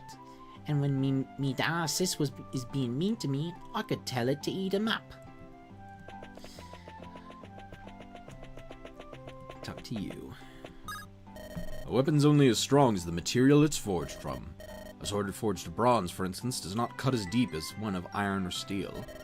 But that doesn't mean there's no benefit to using bronze weapons. They're cheap, durable, and light enough to be accurate in their strikes. But the real benefit to using one is how it trains your sword arm. The more you train with a weak weapon, the better prepared you'll be by the time stronger weapons come your way. Oh, excuse me. Good grief. Sometimes it's better to forego immediate power for the promise of greater strength in the long run. And little girl right here. I wish I had blue hair like you, Mr. Darius. I asked Miss Julia if she could teach me magic the other day, but she said that only people with strange hair colors can learn to use magic. It's called being spell-touched, she said. You either are one, or you aren't. I don't think it's fair, really. I want to learn to cast magic. That way, when my brother picks on me, I can set him on fire. And then this is a bit of a change in the story, is Yona and a new character. Brother Yona, I wasn't expecting to see you in town today. Ah, Darius, good to see you. Yes, I am afraid I'm merely passing through Roma today. I have places to be and cannot tarry here for long. Off to visit that mysterious old master of yours, are you? You really ought to introduce me to him sometime. I should like to, Darius. Alas, my master is a rather private fellow. He is not keen to make friends with strangers. Very well, keep your secrets. I do wish you could stay longer, though. My father recently purchased me a tome of philosophy, and I've been dying to discuss its contents with another. Ah, translation of Eamon's lectures. I myself have been eager to get my hands on a copy. Alas, I intend to be gone from this village before the sun sets. Any discussions we have must needs be saved for another time. Ah, drat. Nonetheless, I wish you safe luck in your travels. I do hope it won't be long before you return to see me again. Of course. It is good to see you making use of your gift for letters, Darius. It's a gift I only possess because I had an excellent teacher. Ah, you flatter me. May Aldebaoth be with you always, young Darius. Yeah. And then talk to this character. Lady Kashida, are you here to do some peddling? Greetings, Darius. Sorry to disappoint, but I'm not here to hawk my wares. I'm simply accompanying my husband on a brief stop through town. Husband? When did you marry? I suppose it has been a moon's turn or two since I was last here. I am happy to say that Yona and I have officially become husband and wife. You married Brother Yona? I thought priests of the Lightbringer faith were forbidden from marrying. That is the custom among the sects of the faith practiced by Yuan Gari. But ye's very faithful like by Yona do not adhere to that particular custom. Ye's veily believe celibacy among their faithful causes more problems than it's worth. I see. Well, congratulations to the both of you. I hope yours will be a union that remains intact for years to come. Thank you very much, Darius. And may you one day find love as the two of us have. Perhaps one day. In the meantime, do try to find more books in your travels. I'm in need of more additions to my collection.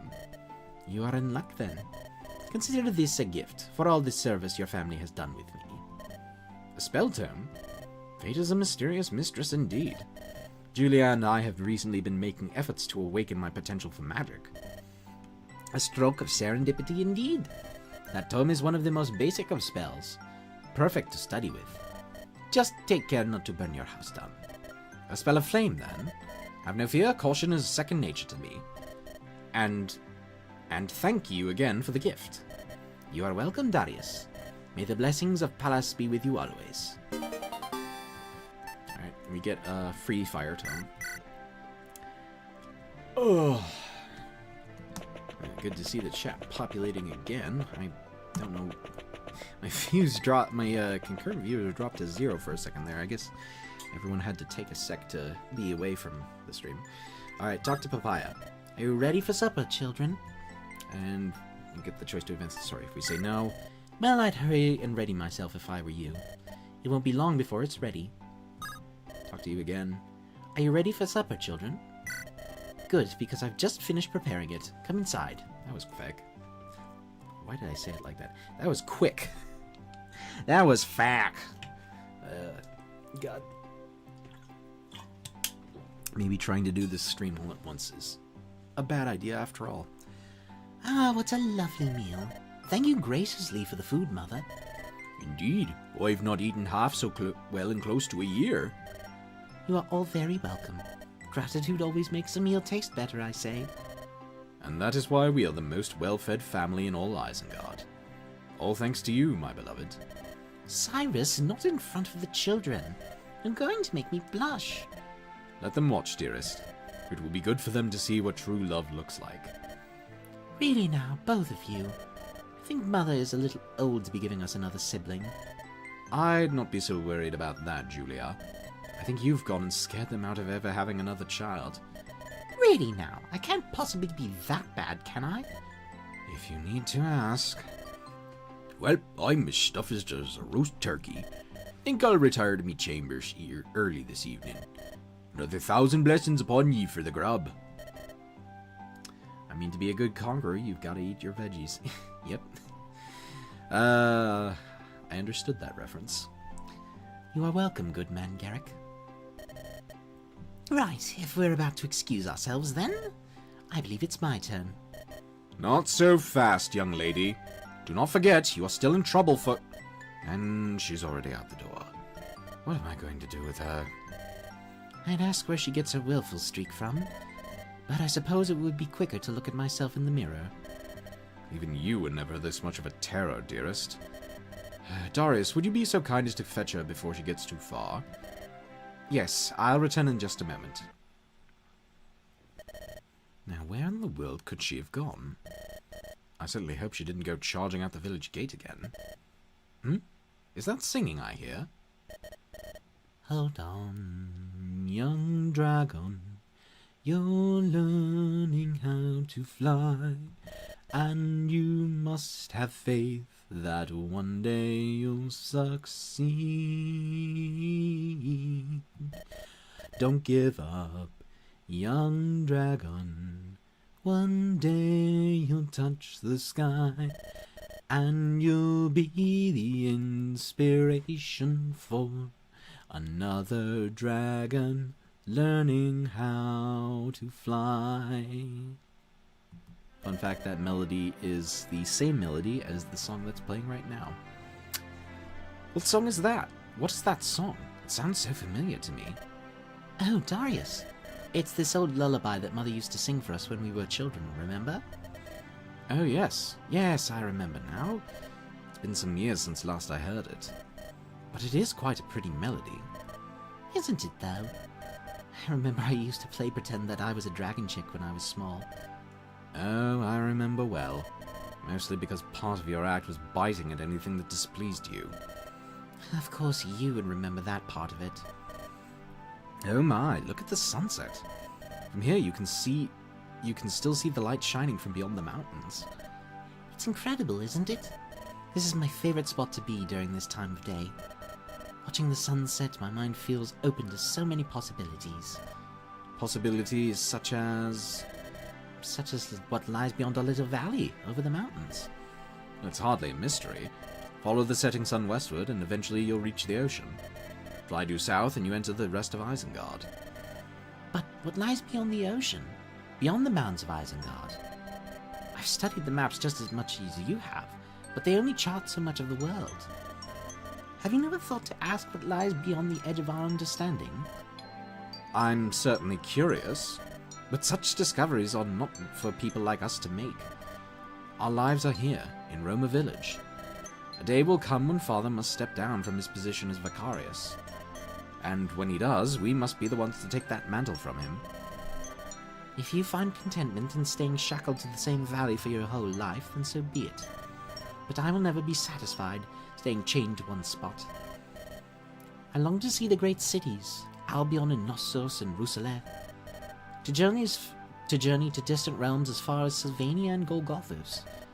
Or hell, to see how far the world stretches beyond Angaran. All of that by yourself. Do you not think me capable of traveling on my own? You of all people should know me better than that, brother. I didn't mean it quite like that. I simply worry that you'll grow lonesome in your travels. Is that a cheeky way to ask if you can come along? I thought you were more concerned with your responsibilities to the village. Well, there's no written law that says that the son of a Vicarius must succeed him upon his death. And if I'm being frank, I should prefer to journey with you rather than risk never seeing you again. Oh, Darius, you'll always have a place at my side, no matter how far away I roam. Then let's make a promise, here and now, that one day we'll travel beyond the valley to distant shores, to lands known and unknown, near and far. Very well, then. Consider our pact sealed. Of course, it will be some time before our departure comes. For the nonce, we have business to attend to. Like helping Mother and Father clear the dining table, for instance. Right, of course. Very well, let's start back. Later that night. Sure as the shirt on me back, the cutlery do be genuine silver. This much'll surely fetch a pretty penny at the markets over in Nostos. Oh, how I hate to do ye dirty like this, kind Sir Cyrus. But a man's got to do what he's got to do if he's to survive in this world. Ain't no telling just how safe I'd be staying in this village. I hope you don't begrudge me too much for this. And so, I flung a rock and hit it, and it hit his horse square on the snout. I need to drink if I'm going to do this voice. The beast reared up with a start and nearly threw him from his saddle. And before the brats could blink, I darted into the bush. Interesting.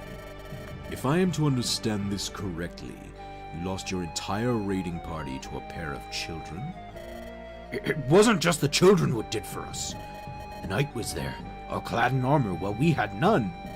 And the whelps together were tougher than we thought. One was a witch, and she was a female. Witch or no, she should have been a non-factor. And the knight was still only one man. Your party numbered 9, you included. You outnumbered them 3 against 1, and still you were routed. Worse, you chose not to die as a warrior, but to flee. I thought you better than a coward, Moody. 'Twould seem I was mistaken. Forgive me, Lord Halfgan. I swear, I fought with all my might. Indeed. And still, you failed. You let the traitor escape and brought shame upon our clan. And worse, you have the temerity to make excuses. Because you are weak, Moody. And I'm sure you know the fate that befalls those who prove themselves weak to me. No! Please, Lord Halfgan. I'll do anything. Just give me a second chance. Look well, sons of Hellas. Gaze upon this craven wretch, this worm who grovels for his life. He has committed the greatest sin a man of Vandalos can, tucking his tail between his legs and fleeing a losing battle. Let what comes next be hewn into your mind, for it is the fate that shall befall you should you fail me as this one has. No, I beg of you, please! Weak, even to the very last. Was that truly necessary, my chieftain? We've already lost 8 other men on account of his blunder. Men can be replaced. We are in no danger of running short on raiders. But those men must be of sufficient strength, always. Should we allow weakness to go unchecked within our ranks, we risk it spreading like rot up a wounded arm. And as you know, to be weak means death in Vandalos. I love Afghan's new mug. Reminds me of the Liver King. It's an interesting comparison. Yeah, this mug was actually meant to be like a centaur. One of the Tarvos or Malduin. But, you know, I liked it. I'm not sure if I'm going to give Afghan like commission a custom portrait for Afghan. Because I've got some ideas for designs for him, but I don't know. Better to carve the infection from our clan than let it fester until it consumes us. I see. Forgive my impudence in questioning you. Nonetheless, we've lost track of Garrick once more. Do we abandon pursuit of him, or... Is that green-haired guy Hamilcar? Yep.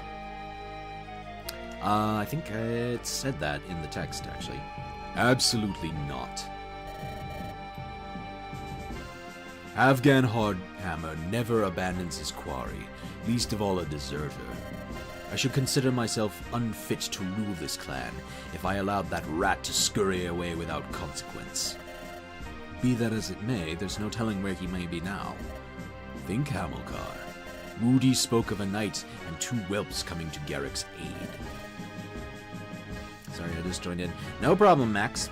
It's good to see you. Surely those 3 did not appear out of nowhere. True. Doubtless they'd have fought to keep our eyes away from their homes. Wherever their village lies hidden is where we'll find Garrick. Send our scouts out to discover his location at once. Afghan uses energy rings and definitely not anabolic steroids. Well, I imagine Afghan possessing what's called the Hercules gene, which means his muscle mass is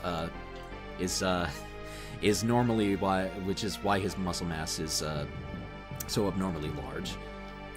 And also, energy rings do not exist in this game. It's the Bloodstone now, although we won't get to see that in this demo. As you command, my lord. And if Garrick happens not to be within this village...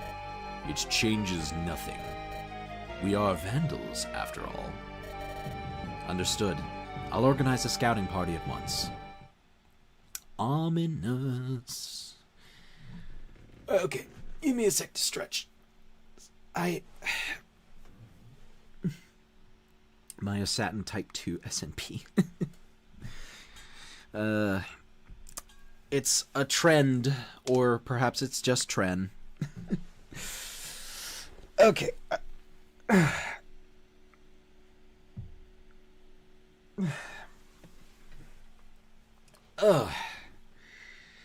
Phew. Streaming does take quite a bit out of you, more than you might expect. But we're going to keep the train rolling with Chapter 2. Also known as... Lion of the West. What is this? Am I dreaming? What in the world? Is that a dragon? From the ashes left behind by a wildfire do the tallest trees grow. From the bleakest tragedies are the greatest triumphs born. And from the most humble of men are the greatest heroes made. Do you speak of me? I am no great hero, I can tell you that much. Not yet, you are not. Yet that is only because you have yet to come into your destiny. My destiny? I'm fated to become some sort of great hero? You misunderstand. Destiny is not that which is inevitable. It is something that one must answer the call of, seize with their own 2 hands. A man who realizes and acts in harmony with his destiny has the power to shape the world, for better or for the worse. And it will not be long before that choice falls into your hands, little one. Me? The power to change the world? You have me confused with someone else. I am nothing more than a humble plebeian living in a remote mountain village. All will be revealed in due time. Alas, I fear that destiny's call will come to you soon. The higher the calling, the harder the path to answer it. But do not allow despair to overcome you. Those who remain unbroken in the face of adversity will always be rewarded in the end. I know you possess the strength, Darius Drakengard. Never forget, I am always with you. Wait! Come back! I don't understand. Falling back asleep. What an odd dream. Cannot say why, but it's gone and left me feeling uneasy. Wait just a moment. Julia? She's not in a bed? Where could she have gone? What in the seven hells? Our kitchen has been completely ransacked. They even stole our bloody candlesticks. I have a terrible feeling about this. 2 sets of footprints leading away from the village. Julia's feet undoubtedly left the smaller pair. But who's it she's following? Darius? What are you doing out here? I could ask the same thing of you.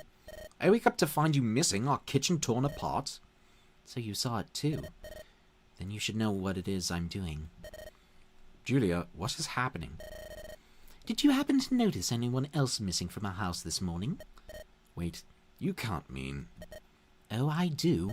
That rotten no-good bastard Garrick went and robbed us. Every last speck of silver in our house, right down to our spoons. But why? He seemed a decent fellow. I thought as much myself. Can't tell if I need to sneeze or not. Okay. False alarm. I thought as much myself. But looks can deceive, and we fell for his ruse. But he'll make no profit from our belongings if I've anything to say about it. I'll drag his sorry arse right back to the village and hang him myself if I must. Are you being serious? By this time he could well be miles from here. And the longer we stand here arguing, the more time he'll have to scurry away unpunished. If we're to catch him, we must pursue him, and now. Not by ourselves we can't. Unless you've forgotten, we're still in trouble for the last time we tried to solve a problem on our own. No, we should rouse Father and inform him of what's happened, so he can... What, so he can sit on his hands while the thief makes off with our valuables? If you don't wish to come with me, then stay behind. But I refuse to let that yellow-bellied son of a bitch make off with our... Brigands! Brigands at the gates! Rouse the militia! We're under attack! What in the name of heaven? That shout, it came from the village. Oh, bloody hellfire. There's smoke rising from the roof of one of the houses. We really are under attack. Damn it all, then we have no choice. Back to the village it is. We must make safe our house. Village is on fire. Damn it, the village is already swarmed with bandits. They're too numerous and coordinated to be from the hill clans. I have a terrible feeling in my belly all of a sudden. Focus, Julia. Our house still stands. You must make certain Mother and Father are safe. Mother! Father! Darius, Julia, where the devil have you two been? We nearly had a stroke when we didn't find you in your beds. Peace, Cyrus. If you squirm so much, it'll make it impossible for me to armor you properly. We came running as soon as we heard there was trouble. Here, Mother, let us help you fasten those greaves. What is even happening? We heard the alarm for brigands, but... It's just as I feared. The vandal we let slip away had friends in the area. And now they've come for our heads. Vandals? No. Gods, I'm such a fool. They're only here because I... Belay that, son. Now is not the time for lament. We must sally forth to save as many of our neighbors as we can. Is it me, or has it grown hot in here? God damn it, they've taken torches to the house. Everyone outside, now! Wait, my sword! The one Father gave to me yesterday. I can't leave without it. I have it right here. Take it and... Darius, look out! Ah! She pushes him out the house before it collapses. Mother! Papaya, not you as well. Mother... Gods, why is this happening? Damn these Vandalosi. I will cut them down to the last man for this. Each and every one of them will perish. Bold words for a farm boy stinking of goat ash and goat shit. I need to take another sip of water. What have we got here? 2 runts and a cripple pretending he's a knight? Rip papaya, indeed. Didn't even go out in battle. You must be the 3 what did for Moody's lot. Are you the one who commands these pillaging hyenas? Indeed. Feckless Fronzak, they call me, raider captain of the Ironhorn clan. Vandal scum, you have no right to burn our village. On the contrary, little pissant. Word reached our ears that you bumpkins gave shelter to a sad sack of shit by the name of Garrick. Old ugly as sin. Ring any bells? The man you speak of is long gone from our gates. He took... Excuse me. Burping a lot. He took all of our silver and ran off with it. Well, don't that just crown it all? You lot were dumb as a stump to trust him. Garrick was one of ours, you see. That was until he betrayed the clan and made off with some of the plunder we accrued in our last raid. If it's vengeance upon him you seek, you'll not find it in this village. Pity that. Garrick does owe us a hefty blood debt. If and we can't take it from him, we'll simply have you lot pay his debt for us. The only ones who shall pay a price in blood. The only ones who will pay a price in blood shall be you, Vandal Cur. I will make certain you rue the day you set foot in our village. This one's got a real fire in his eyes. I like that. Very well, whelp. Let's make a little game of this. If and you think you can cut a swath through me and me boys, then do it. Not that you'll get far before one of us sends your head rolling. Oh, and I wouldn't dare to bother with the North Gate. Let's simply say that going that way is a path to certain death. Back to position. Wretched Vandalosi bastards. I'll flay them limb from limb. Calm yourself, Darius. You cannot allow anger to cloud our judgment. Our priority must be to cut our way through the southern gate. I reckon we have 6 minutes at most until whatever is hiding beyond the northern gate comes hunting for us. I just realized you can have more than 2 portraits on one side. That is technically true of Effie Builder. You can have up to 3 portraits on one side. The thing is that you can't have more than 4 portraits on screen for Effie Builder. With Lex Talionis, that limitation is actually gone. What of the other houses? Should we not check for survivors? We will do what we can to save who we can. But we cannot afford to tarry longer than we must. Aye. We'll show those blackguards no mercy. Note, please make sure all playable characters in this chapter are still alive at the end. Otherwise, the ending cutscene will glitch out. A bit of a limitation with Lex Talionis is that units that die will not reload for cutscenes, and that can screw things up pretty badly. Alright, so this map was the one that gave the playtesters the most trouble. I have toned it down pretty significantly. There is no longer an extra archer over here. But I think this should be enough to make it a little bit more doable. Alright, so first off, oops, we're gonna have Cyrus go and take care of getting this house and the goodies from it. Him and his good old-fashioned movement. And Julia. Nice thing about combat arts is that it means that Julia can only needs to deal 1 hit. Okay, that's enough. This map definitely gave me the most trouble for sure in place testing. Yeah, you definitely told me that, Armory. I'm aware. It gave Zappy trouble too, and he was the one who is kind of unfortunate because he played the very first incarnation of the map, which still had the freaking boatload of enemies that this map was initially plagued with. Funny thing was there were supposed to be even more enemies on this map because there were going to be reinforcements, but I decided that was a little too much for this point in the game. None of these first 3 maps have any enemy reinforcements whatsoever. Well, technically this map does have reinforcements, but their purpose is a little different from usual enemy reinforcements.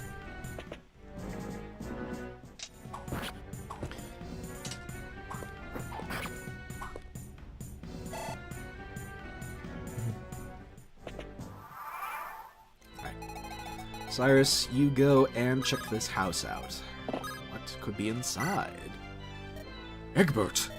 The vandals, they ran me paw down. I held him down, sliced him right across the belly, laughed as his guts spilled onto. Save your strength, Egg. We'll make certain you... Stabbed 7 different places. Save yourself. Take this. Don't let them find. God, it hurts so much. Tell Darius I'm sorry for... Egbert. He's dead, and we get a red gem. Alright. And you, sir, can go and die. That's the other thing with bronze weapons is that they have a lot of hit rate, so they are the optimum weapon to use for getting killing blows against dodgy enemies. Julia, you can swap to trade places with Darius. It does play the hit sound effect, which I think is a little unfortunate, because it sounds a little bit silly if you ask me.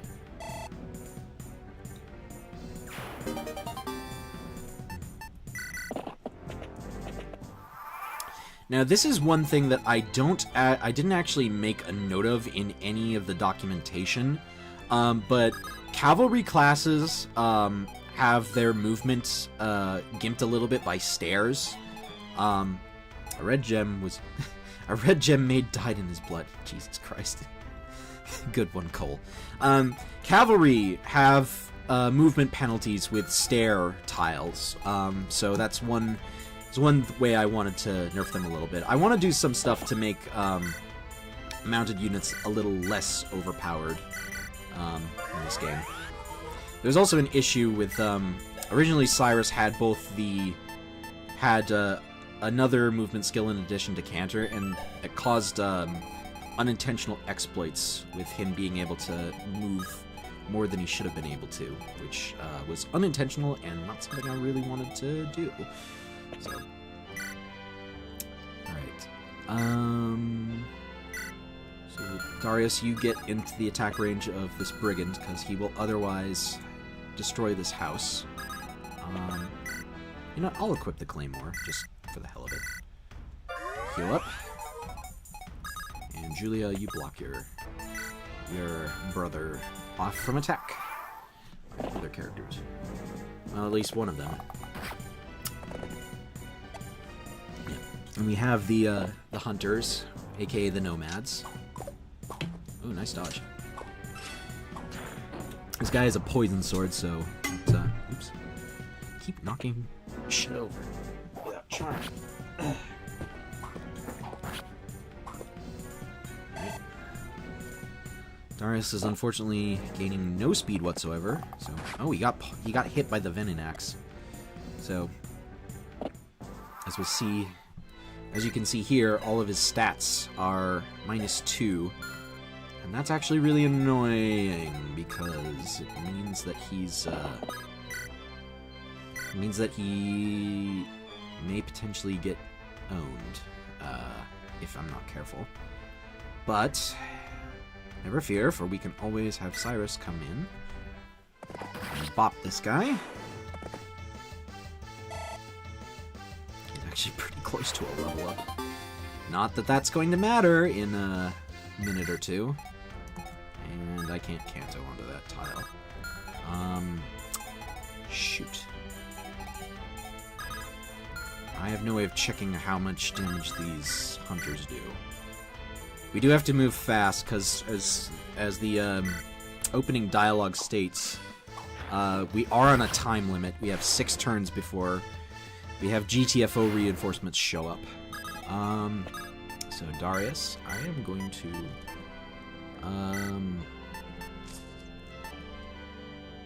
take the iron sword out and Pop a panacea to purge le poison.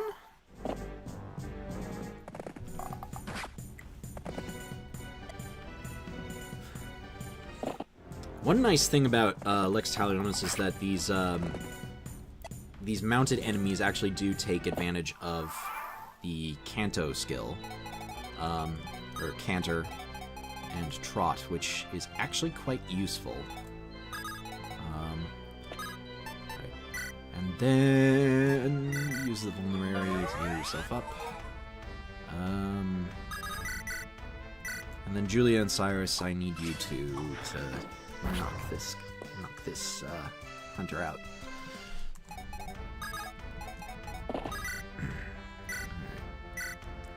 Cyrus, stab him. And you get a level up. Not a bad level at all for a Jagan. Especially, yeah, he doesn't actually have that bad growths, all things considered. Probably could be a good unit. Although, something tells me he's not going to be sticking around very much. Those three. A knight, a witch, and a tall, gangly boy. They're the ones who humbled Moody. Seems their victory over him was no fluke at all. Even so, their strength pales in comparison to that of our clan. The game looks gorgeous, same with animations. Don't like the overlapping ranges. Is it something you can turn off? Sorry, just joined. The overlapping ranges, if you're talking about the danger range, you can toggle that on and off. Onward, Barca! Let us trample the last of their defiance out of them. Yeah, so if you're talking about... I think it's toggleable with the ranges, and I normally have them off. Yeah, it is a little, it is admittedly a little bit visually confusing, for, you know, a GBA, a Fire Emblem GBA-looking project. I will grant you that. I keep them on just because they're handy to have. Now, how do I want to do this? Because Darius is going to get in range if he kills this hunter. No. We have one more house to visit. I think I will just go for the kill here. Yep.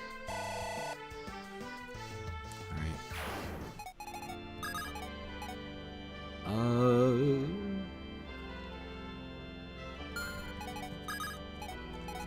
Cyrus, you go here. Julia, let's swap Cyrus into range, just for the sake of it.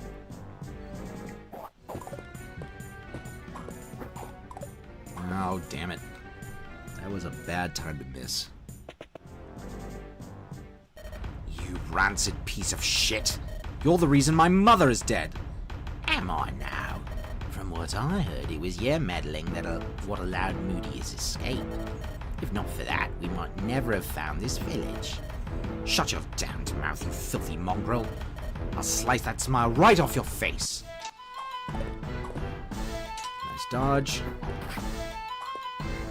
Franzak is actually weighed down a little bit by his steel sword to make it less likely that he'll double and own your ass. Alright, Julia, I think I'm gonna need to have you get rid of this guy.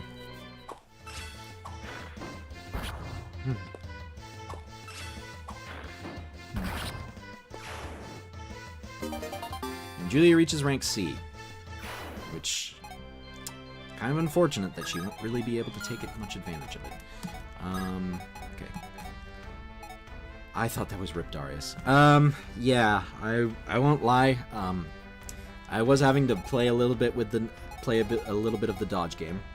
By the way, these enemies here are a new class. They are known as a Huskarl, men-at-arms who diligently repel foes with axe and lance. They are a type of... They're a new type of infantry that uses axes and lances. And this guy right here is Hamilcar, Afghan's trusted right-hand man, fatalistic. He is an Olyphantier, a rare breed of knight that rides atop a mighty elephant. This was one of the things that people really loved about the original Darius the Conqueror, was war elephants. He is an endgame boss, so you are not supposed to kill him at this point. And he comes with an S-rank sword, the Odysseus, the legendary Wanderer's Sword, +5 speed, lethal to monsters, and the Aegis Shield, which guards against crits and effective damage. And okay. So Cyrus, I need you to get this house. Seems no one who lived here survived the invasion. What's this? The goddess icon, and that will go into the convoy. And then Cyrus, you go here. All right, and Darius, finish this map off, please. Franzak does have some other battle dialogue, but I wasn't able to show it off in time. That's a level for Darius, level 8. He finally gains more speed. Heh, not half bad. But don't think this means much at all. We'll soon come up against far worse. Suddenly turns into Dingodile. And we get a medallion. The gate is clear of obstacles. Quickly, let us flee this place. I don't know if it's a reference to Carthage. I think he was one of the generals related to Hannibal, Barca, Hamilcar. So I believe Hamilcar was the brother of Hannibal Barca. The Huskal is a promotion for soldiers. They're a promotion for fighters and pirates. Yeah. Thought it was funny because he's mounted on an elephant. Yeah, that's actually true. But Hamilcar's elephant is actually named Barca in this project, and that's a reference to Hannibal Barca is actually. No, it was no. Hamilcar was Hannibal Barca's father in the real world. Quickly, let us flee this place. Mother, she really is gone, isn't she? Everyone we knew, they're all dead. We'll have time to mourn them after we've reached safety, Darius. Run, now! Father? What is it now? Oh, gods be good. And where do you think you are going? It is not wise for sheep to stray outside their pens. No, was all our effort for naught? Let them come. We still have our swords in hand and breath in our lungs. We'll cut them down to the last man. You three are tenacious, if nothing else. I am almost impressed at your foolhardy courage. But alas for you, sheep will ever remain sheep. Liver King jump scare. That's gonna be a meme for this new version of the project. Is Havgan is Liver King, which means he's a lying sack of shit. We sheep have already put paid to plenty of your men, barbarian, and we can just as easily cut you to ribbons as well. Havgan, boo. Indeed. No, Darius, do not engage him. You do not realize what we are up against. This man is far more dangerous than any we have faced thus far. If my guess is correct, then he is none other than Havgan Hardhammer, the Lion of the West. Havgan Hardhammer? The Vandalosi warlord? 'Twould seem my name carries weight, even in a backwater hamlet such as this. By the way the color drained from your face, I presume you know that to challenge me is futile. Fortunately for you, I am feeling generous. Havgan is unmounted now? Yes. The Barbarian class is going to be a regular class that people can access, and Havgan is now unmounted and basically using the vanilla Berserker sprite, but he's using Svilnuk's Juggernaut Berserker animation. Weak as you are, the three of you have shown just enough strength to prove useful to us. Surrender your weapons, and I shall merely have you clapped in irons and sold as slaves. And if we refuse, then the only fate that awaits you will be a swift and brutal death. Those are your choices. Live as slaves, or die defying me. We'd rather die than let you sell us as chattel. Come, Darius. On my signal, we... Julia! Father? Listen to me carefully, both of you. This foe is beyond you. Make no attempt to challenge him. When I give you the command, I want for you to run past him and out the southern gate. Make a break for the hills, and do not look back no matter what. But father, what about... Did you not hear what I said? Run, and do not turn back. Not even for me. Can't have shot in Vandalos. Nope, not at all. What are you saying? We're not leaving without you. Darius, Julia, I love you both so very much. Father? Hear me, O Lion of the West. We of Roma Village are a free people, and we will live and die a free people. If you would seek to place us in chains, we will defy you. Even knowing the price for that defiance will be death. Underestimate the power of a father's love at your peril, Afghan. If my blade is to break, let it be so my children will live on. Darius, Julia, fly this village, now! No, father, don't! And unfortunately, Cyrus, you do no damage to him. And this fucking glitchy earthquake animation. Father! Oh, gods, no. Ha! What a farce. All that bluster nearly fooled me into thinking he'd put up more of a fight than the rest. Yet in the end, he was crushed just the same as all the other flies who pester me. You wretched son of a bitch! I'll shove my sword down your bloody gullet! Darius, no! Don't do it!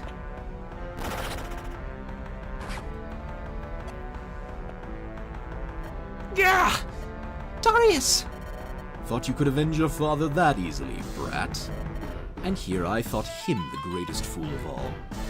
Damn, I couldn't so much as scratch him. Let this lesson be hewn into your mind, whelp. You are a lamb, and I a lion. And sheep cannot ever surpass a lion in might. Damn you. I won't let you make a mockery of my father. Still insistent on bleating in defiance, are we? I tire of this. If you are so eager to join your father in death, then I shall grant you your wish. No! She runs in front of him, and curse splat. Julia! No! Julia! Speak to me, please! Julia! Darius, you must flee while you still can. The lion meme. Do not worry, for my sake.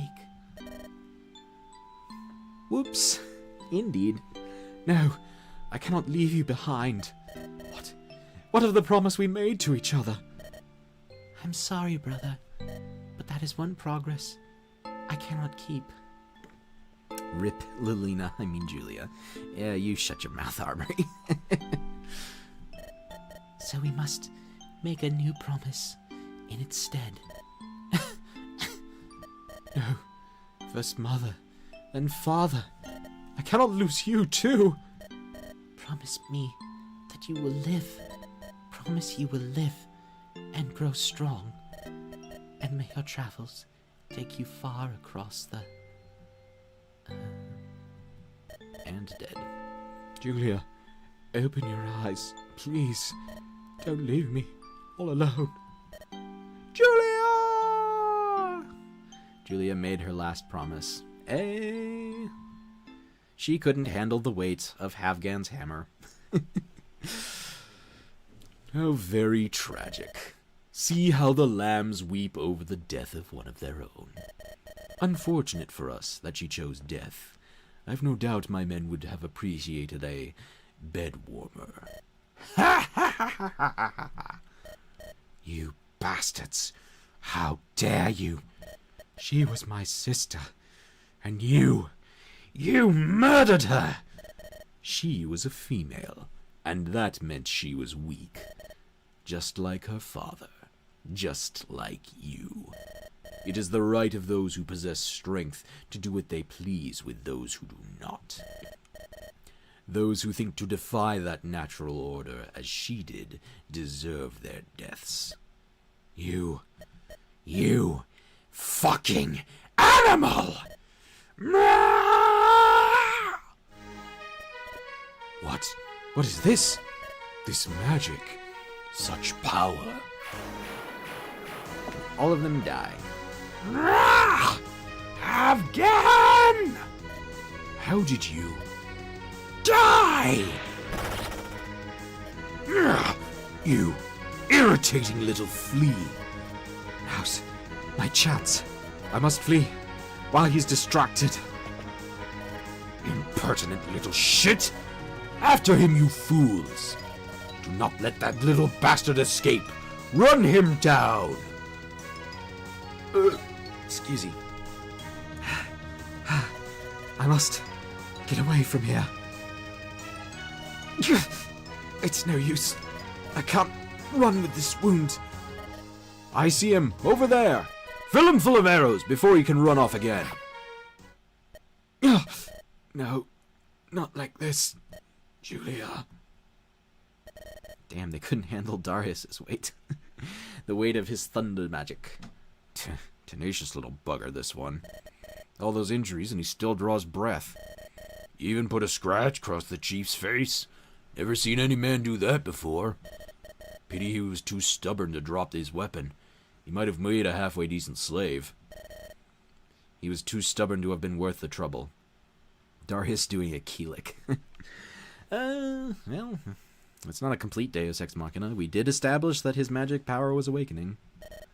I say we put him out of his misery right now. Filthy barbarians, you do not belong here. What the? Who said that? Show yourself right this instant, or I'll... Gah! 7 hells! I've got to... Ah! Contemptible vermin. And what have we here? Dead? No, his heart still beats, if only faintly. By Yaldabaoth's grace. Darius! You know this young man, Yona? Remember the young man from the village I've told you so much about? This is the one. His injuries are quite severe. If we do not start treating the wounds now, then... His body is not so broken that it cannot be mended. But we cannot stay here. There are still vandals nearby. We should move him somewhere safer. Agreed. Let us take him back to your cottage. Alright, that is chapter 2. We still have one more interlude and one chapter after that to do. I need to get some more water. And I also need to use the bathroom. I really like Oratorius' new mug. It's meant to be Sauroman, actually. I think it was made by a user named Valak. Yeah, but I like it too. Part of the reason I went with it is that Oratorius... those of you who have played Darius the Conqueror will know this, but Oratorius is maybe not the most completely virtuous of men. He looks much more jaded and cynical, way more fitting. Yeah. Well, part of it is that he's his moral compass is not quite as pointing northward as some of the other characters. So, you know, I wanted something that looks a little bit more like maybe not quite villainous, but something of that in that vein. So I need to take a real quick break and use the bathroom and get some water. So give me just a sec. I need to set up a...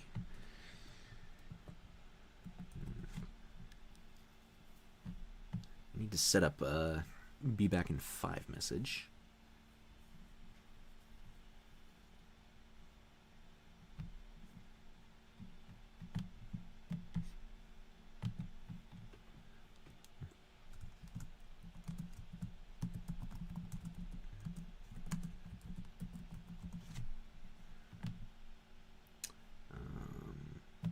And then we increase the font size somewhere.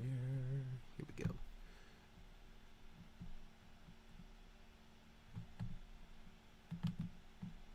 That's still too small. Okay. And then we do.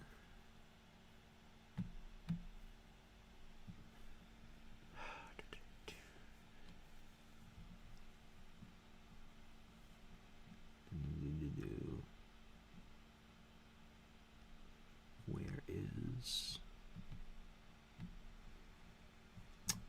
I have to make another window capture.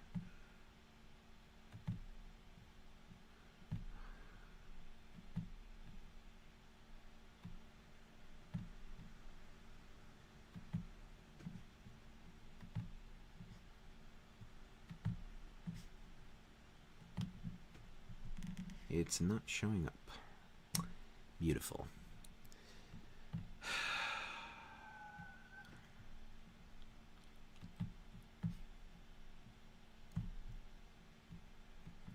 Okay, there we go. No, that's still not showing up. What the hell?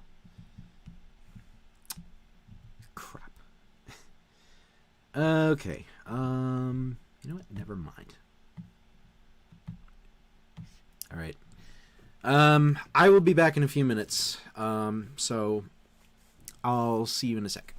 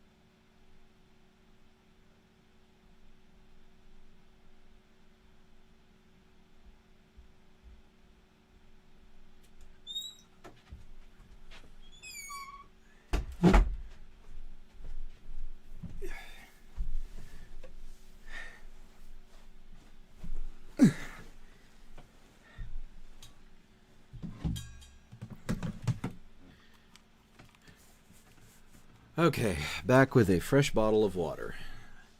Kill this comfortably. One of these days I want to get a proper stream set up of Streamlabs or something like that where it can have like intermission screens, so I don't have to do shit like this.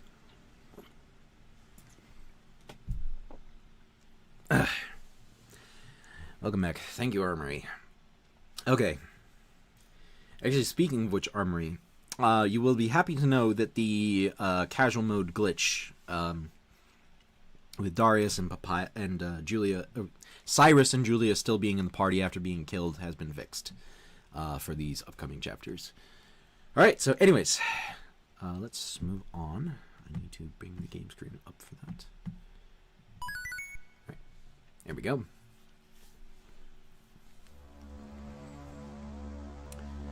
And it's time for interlude number 2, Grief. This is mostly here as just a pacing thing to help the story flow a little bit better. Where am I? Dead? You again? Have you come to spirit me away to the next world? So little faith in yourself. Have you already forgotten? From the ashes left behind by a wildfire do the tallest trees grow. From the direst tragedies are the greatest triumphs born. You're wrong.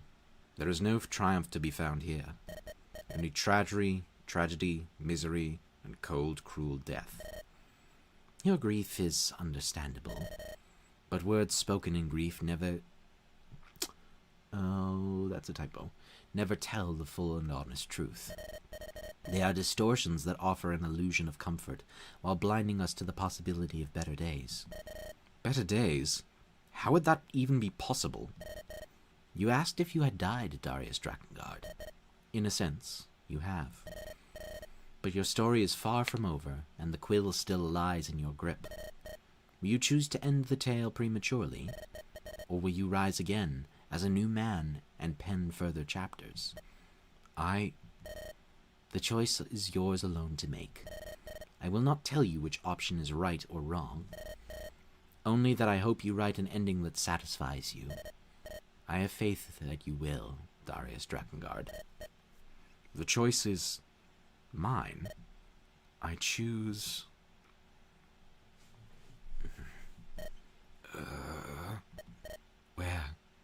Where am I? Darius! Oh, thank Yaldabaoth, you're awake. That voice, it's... You've been lying like a log for the better part of a full day. I was worried you might not pull through. Brother Yona? Where... Ah! Easy, child. You should not make sudden movements like that. Your wounds are still healing. Luckily, your injuries are not so severe as to leave permanent damage. So long as you rest, you will make a full recovery. That's a relief, I suppose. But it doesn't answer the question of where I am. Yes. You see, we... Yona, I can hear you talking to another. Has the boy woken? He has, master. He seems delirious, but he is otherwise in good condition. Good. Then I believe we're past the worst of it. Who are you? My name is Oratorius. I am a hermit, living out here on the slopes of the Dragon's Ingle. I am also Yona's mentor in the arcane arts. His master? Yes, I recall Yona speaking of you. How are you feeling now? Can you recall the events prior to waking up this afternoon? The last thing I remember was being struck in the shoulder by an arrow. I collapsed to the ground and my vision faded to darkness. You are lucky that we found you when we did. Had we arrived any later, you may well have succumbed to your wounds. But how did you know where to find me? A surge of magic rocked the ground so violently that it could be felt as far away as this cabin. We followed it to its source, and found you lying in a pool of your own blood. Magic, you say? That must have been my doing. It was powerful magic as well. Far more powerful than I could have ever expected from one who has struggled with casting spells until now. The gift of spellcraft often bides its time, only awakening in times of great need or stress. I suspect our friend here was beset by just such an experience. Darius, was it? If you do not mind my asking, what was it that befell you yesterday? If the memories are too painful for you, we'll not force you to dredge them up. But it may help to alleviate the pain, if you do speak about it. No use. Seems he has no wish to speak of it. Perhaps we'd do well to leave him be so he can... There was a horde of brigands, raiders from Vandalos. They came from across the mountains, descending upon our village like vultures around a carcass. They were led by a giant of a man with hair like open flame and a hammer that could split the earth apart. My mother died saving me from a collapsing house. My father was struck down in the heat of battle. My sword struck at the brigand leader's bare flesh, but glanced off as though I'd struck steel. And then my sister leapt in front of me to shield me from his hammer, and she... I see how it is. Say no more, lad. I understand completely. Understand? You understand? How could you possibly understand? My home, my family, everyone I have ever known or loved is dead and gone forever. It's all my fault.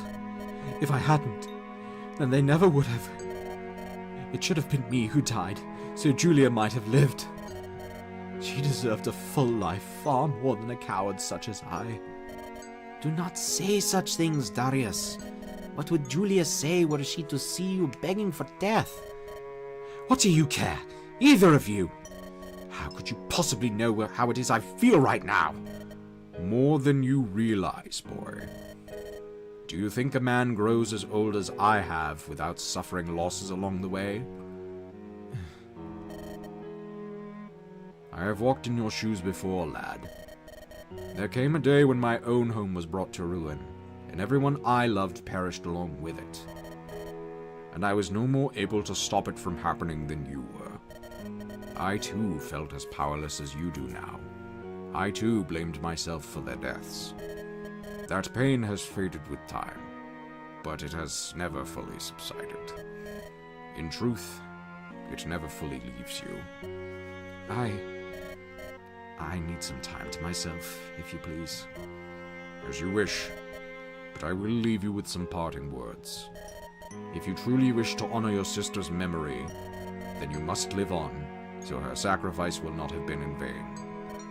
Live on, for her sake, if not your own.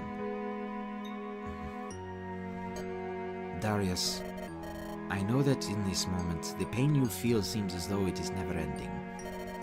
But you must trust me when I say that it is not. This too shall pass with time. I shall leave you to lie with your feelings for now. But I will return with some soup eventually. Please, do try to eat something, so you might regain your strength.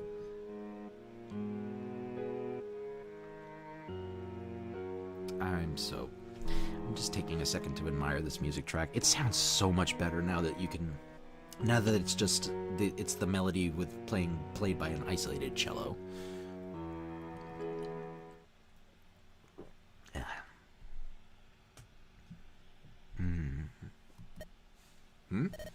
What is that noise outside?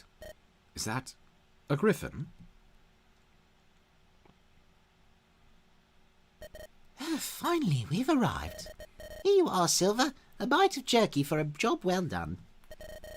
Oh, thanks, Sol Invictus. Solid ground at last. Not a moment too soon. I'd nearly forgotten how much I loathed flying. Still not accustomed to being... Yeah, the music sounds much better in LT Engine. Agreed. It's mostly just because it's being filtered through actual instruments and not through GBA MIDI. Still not accustomed to being airborne after all this time, Lysander. I should think after all the flights you've taken with me, you'd learn to be calm in the saddle. Calm? When I'm so high up in the air that a single wrong move might send me plummeting to my doom? Fie on that.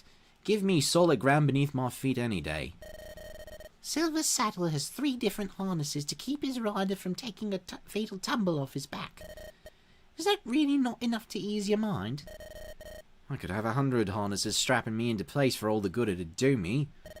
One look down and my belly would still turn to mush. Good Lord, you are such a ninny, Lysander. I'd prefer to think myself sane, Persephone. And given your love of flying, that would make you insane. Good grief, you really can be a headache and a half, brother. If the two of you are finished bickering, I have gold to give you. Oh, thank you, Mistress Kashida. Once again, I must thank you for delivering my wife home safely. Few other mercenaries would deign to travel this far north. The pleasure's all ours. We know full well how unsafe the roads have become as of late. It helps that Kashida is quite generous with her gold. Though, if it's not too much to ask, might we be able to stay the evening with you? I fear my brother will riot if I try to force him into flying so soon after we've landed. I must confer with my master and ask his permission first. But I am certainly not opposed to allowing you a place under our roof for the evening. Oh, Darius, I was not expecting you to be out and about. I was curious about the noise outside and wanted to see what was happening. It is good to see you out here in the fresh air. You've not left your bed much, even after recovering from your injuries. Who are these two? My name is Lysander, and this is my sister Persephone. Lady Kashida hired us to escort her to this remote cabin. You're mercenaries, then? Of a sort. We're not affiliated with any sellsword company, so we mostly earn our coin by escorting merchants around. I see. You have a sudden look in your eye, lad. Are you feeling well? As well as I can be, given my circumstances. Darius has been carrying a heavy burden of late. Grief has been weighing upon him for some time now. If I may suggest something, beloved, perhaps Darius would benefit from taking a stroll up the mountain. A walk in the fresh air might help him to clear his mind of troubles.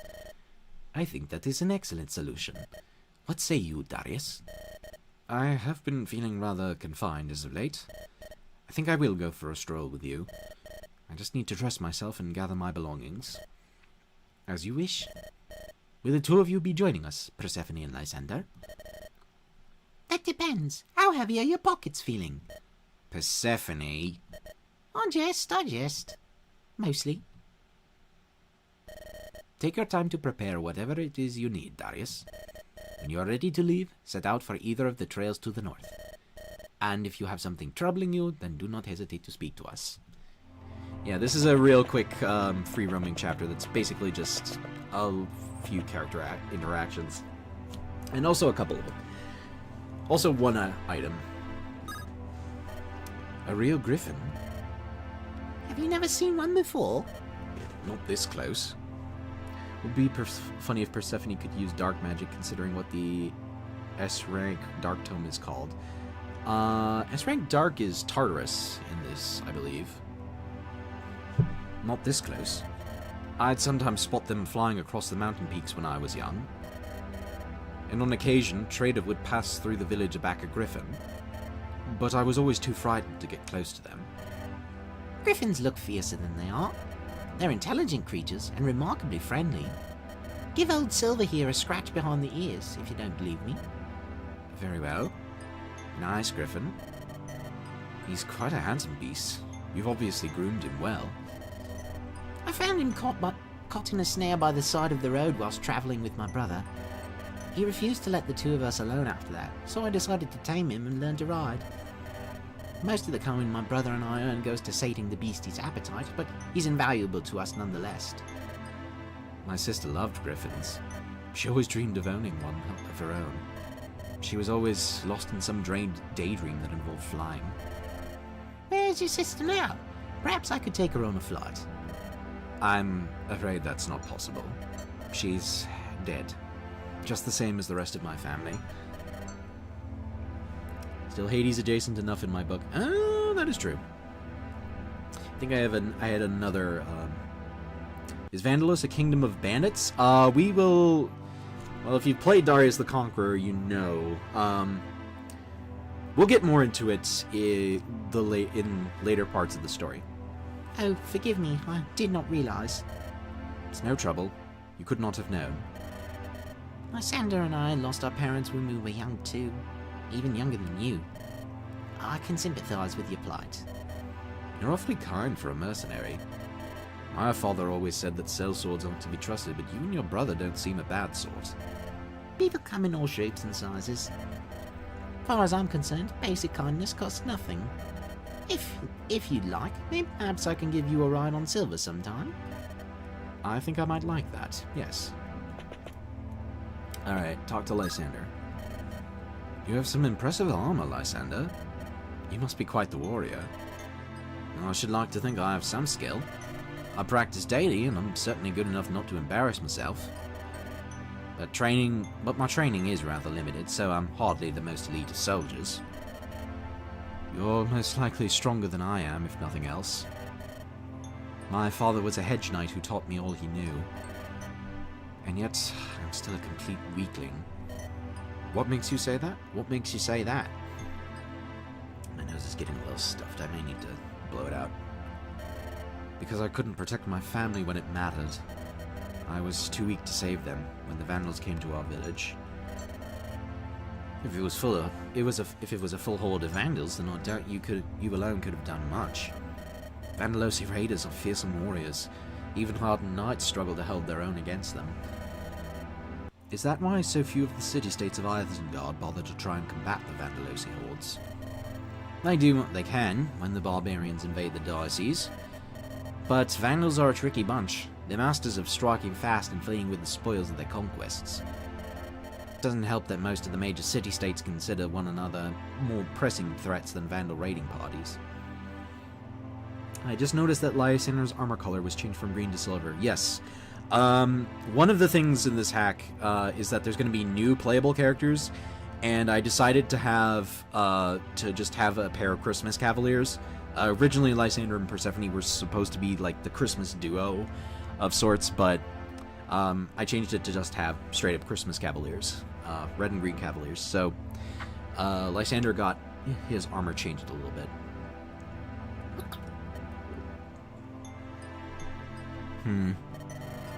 Listen, lad, I know you feel responsible for what befell your family. Persephone and I, we lost our parents and home to a fire when we were barely 10 years of age. We spent many long, miserable years scavenging the streets of Albion just to survive. But for all the miseries that befell us, we lived and grew into adults. How, though? I don't think I pointed that out when playtesting this. I don't recall you making a note of it, Armory. No sooner did I reach the age of 5 and 10 did I march to the gates of the City Watch and demand to join them. It was far from the most lucrative job, but it was enough to make ends meet for me and my sister. And slowly but surely, we built a life for ourselves. It's hardly a glamorous life, but it's but it's far better than starving to death in an alleyway. But what has that story got to do with me? When tragedy befalls you, you always have a choice. You can either let it devour your will to carry on, or you can choose to carry on regardless. And what if I don't feel strong enough to want to carry on? Well, would that I could make you feel differently. But sometimes all you need is time to regain that strength. Time, eh? I can only hope you speak the truth. Yona, this is one of my favorite conversations that I wrote. Yona, where has Oratorius disappeared off to? The master? He has gone to perform his midday ritual. His midday ritual? What is that? I cannot say, for he will not tell me. He is very insistent that no one observe him perform it. That's a little odd, but I suppose everyone is allowed their secrets. Master Oratorius can be a prickly fellow at times, but to call him a wellspring of knowledge is an understatement. The man knows far more of the arcane arts than any man rightly should. I see. Yona, you are a man of faith, no? Your god, Yaldabaoth. Would you say he is a kind and loving god? The nature of God has always been benevolent, yes. Why do you ask? Because recently I cannot help but wonder, if God is truly just and loving, why does he allow misfortune to befall good people? If he truly is all-powerful and has the power to prevent us from suffering, what reason stops him from doing so? And if he chooses not to, is he truly so benevolent? That is a difficult question. Theologians far more dedicated than I have struggled to answer that same question since time immemorial. Would that I could provide you a simple answer. Alas, I have none. I see. I suppose I should have expected as much. I can, however, offer some advice. When tragedy befalls us, it can be tempting to look to the heavens and shout, "What have I done to deserve this?" But I believe it is far more beneficial to ask instead, "What is this trying to teach me?" I don't understand. There is much one can learn from hardship if one is willing to spot the lesson. If we are injured in making a mistake, we can learn to avoid the pitfall that caused us that injury. Loss can teach us to appreciate what we have. And from those lessons, we learn how to cope with a potential future tragedy. I think I understand now. Yet the pain is still so fresh for me that I don't know if I can do it. To look at pain rationally is not an immediate instinct of men. As with all things involving logic, it requires practice. And that practice takes time, just as grief only passes with time. You are a bright young man, as smart as you are resilient. I I've no doubt that you can learn it if you apply yourself. I suppose I can try, if nothing else. Just remember, Darius, God gives just as much as he takes. I've no doubt he will reward you for enduring these hardships. I suppose I must take you at your word. Right. And then finally, Kashida. And Kashida has a little bit of a gameplay hint. Darius, I took the liberty of scouting the ruins of Roma village after the Vandals left. What did you find there? Not much, but I did happen across a handful of odds and ends that the brigands happened to overlook. Any of these of interest to you? Oh, these are some of Julia's old spellbooks. If you're not ready to receive them, then I'll understand. I can imagine they might serve as painful reminders of... No, I want to keep them. These may well be the last keepsakes I have from my sister. If they keep my memory of her alive, then I should like to hold on to them. You're certain of this? I am. But I would ask you to keep hold of them for the time being. I'm not ready to delve into them just yet. Darius. All these years I'd tried to awaken my potential for magic. Only when I lost everything did my gift finally awaken. If only it had come sooner, then maybe... It will do you no good to obsess. I spelled that right. Yes. It will do you no good to obsess over what is and what can never be. What happened, happened, and we cannot change the past. Listen, Darius. Perhaps you should ask my husband and his master for lessons in spellcraft. It would give you something to do to take your mind off your grief. Mayhaps. But I do not feel ready to throw myself into such a taxing endeavor. My heart has yet to mend. Give yourself a goal to work towards, and perhaps it will mend faster. But how is it supposed to mend fully when even the smallest thing reminds me of Julia? That's the troublesome part. The slightest breeze, the song of a bird, anything can stir a memory of a lost loved one. Nothing can truly make that pain go away. All we can do is learn how to make it hurt less. I see. Keep those terms safe for me, please. As you wish, Darius. By the by, there's a scroll with some lessons in animacraft somewhere inside Oratorius' cottage. If you want to start learning magic, I'd take it with you. I see. I'll look into it in a moment. And that is a hint that if you go to the house... Let us see. They said it would be around here somewhere. Ah, here it is. Oh, and there's some drachma here as well. Might as well pocket them. They may prove useful later on. An anima scroll, which is like a sword scroll, but for anima. And 2,000 gold. And then, to end the chapter, we just go up here, click A, advance story. Right, I'm ready to depart. Is she one of the new characters? Yes, Kashida, we'll see in a second, but she's going to join the party, very soon. There's actually... This next chapter has 2 of the new characters that will be appearing. Give me 2 seconds, I need to blow my nose real quick.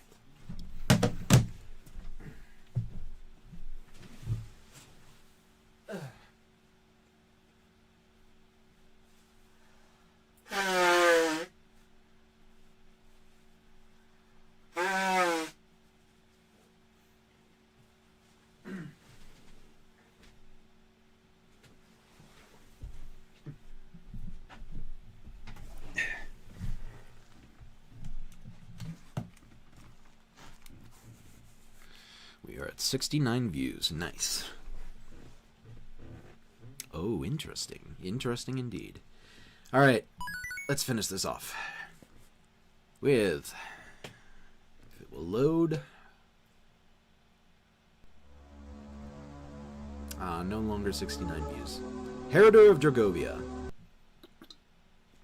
And we are on the Dragon's Ingle. I need... a moment to rest. Whew. Already running out of breath, are we? I fear all the time I've been forced to rest has left me somewhat out of shape. Forgive me for my weakness. There's no shame in needing to rest. The higher one climbs a mountain, the thinner the air grows. I believe we could all use a moment to catch our breaths. I agree. Let's rest for a moment. Oh my! Look out over the valley below. You can see for miles. Last chapter, for now, indeed. Goodness, I don't think I realized until now just how massive the Dragon's Ingle truly is. I have always been curious. How did it come to earn that name, Dragon's Ingle? The histories claim that in antiquity, wild dragons would congregate around the peaks of this volcano in vast numbers. Volcanoes are rife with rich deposits of the mineral dragons consumed to fuel their fiery breath. It's why the Dragovian Isles were their other favored haunt, on account of the 7 volcanoes the archipelago boasted. Is that the reason? I'd always heard it's because this is where the Queen of Dragons lived. The Queen of Dragons? Persephone is thinking of the legends of Rashevarak, the great dragon. The Dragovians believe the Ingle's crater served as her nest. Ah, yes. Rashevarak is a common character from the Empire's mythology. Many tales cite her as the one who taught the people of Dragovia the secret to taming wild dragons. In other tales, she is a powerful guardian spirit who defended the Empire in times of great need. Of course, these legends are little more than folk tales. But it's true that the secret of the Dragovians' famous ability to tame dragons is a mystery lost to the sands of time. Incredible. What I wouldn't give to see a dragon in the flesh. Give whatever you like. There's no chance of seeing a live dragon. When the Dragovian Isles were destroyed, most of the dragons died with their masters. Aye, and the ones who didn't would be hunted to extinction over the following centuries by the people of Angaran, mostly out of fear, either for their livestock's lives or for their own. And so does the ignorance of man rob this world of one of its most majestic creatures. A truly sorry state of affairs indeed. But I believe that is enough talk of doom and gloom for one day. Shall we continue hiking onwards? You 4 go on without me. I need a little more time to catch my breath. Very well then, but do not lag too far behind us.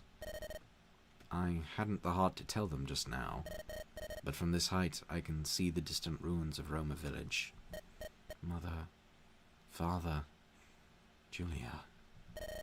From the ashes left behind after a wildfire do the tallest trees grow. Eh? Is someone there? Where is that voice coming from? Whoops! What in the world? What is this? Some sort of stone? It has a peculiar shape and texture to it. Something tells me I should carry this with me. What was that noise? Who's there? Show yourself.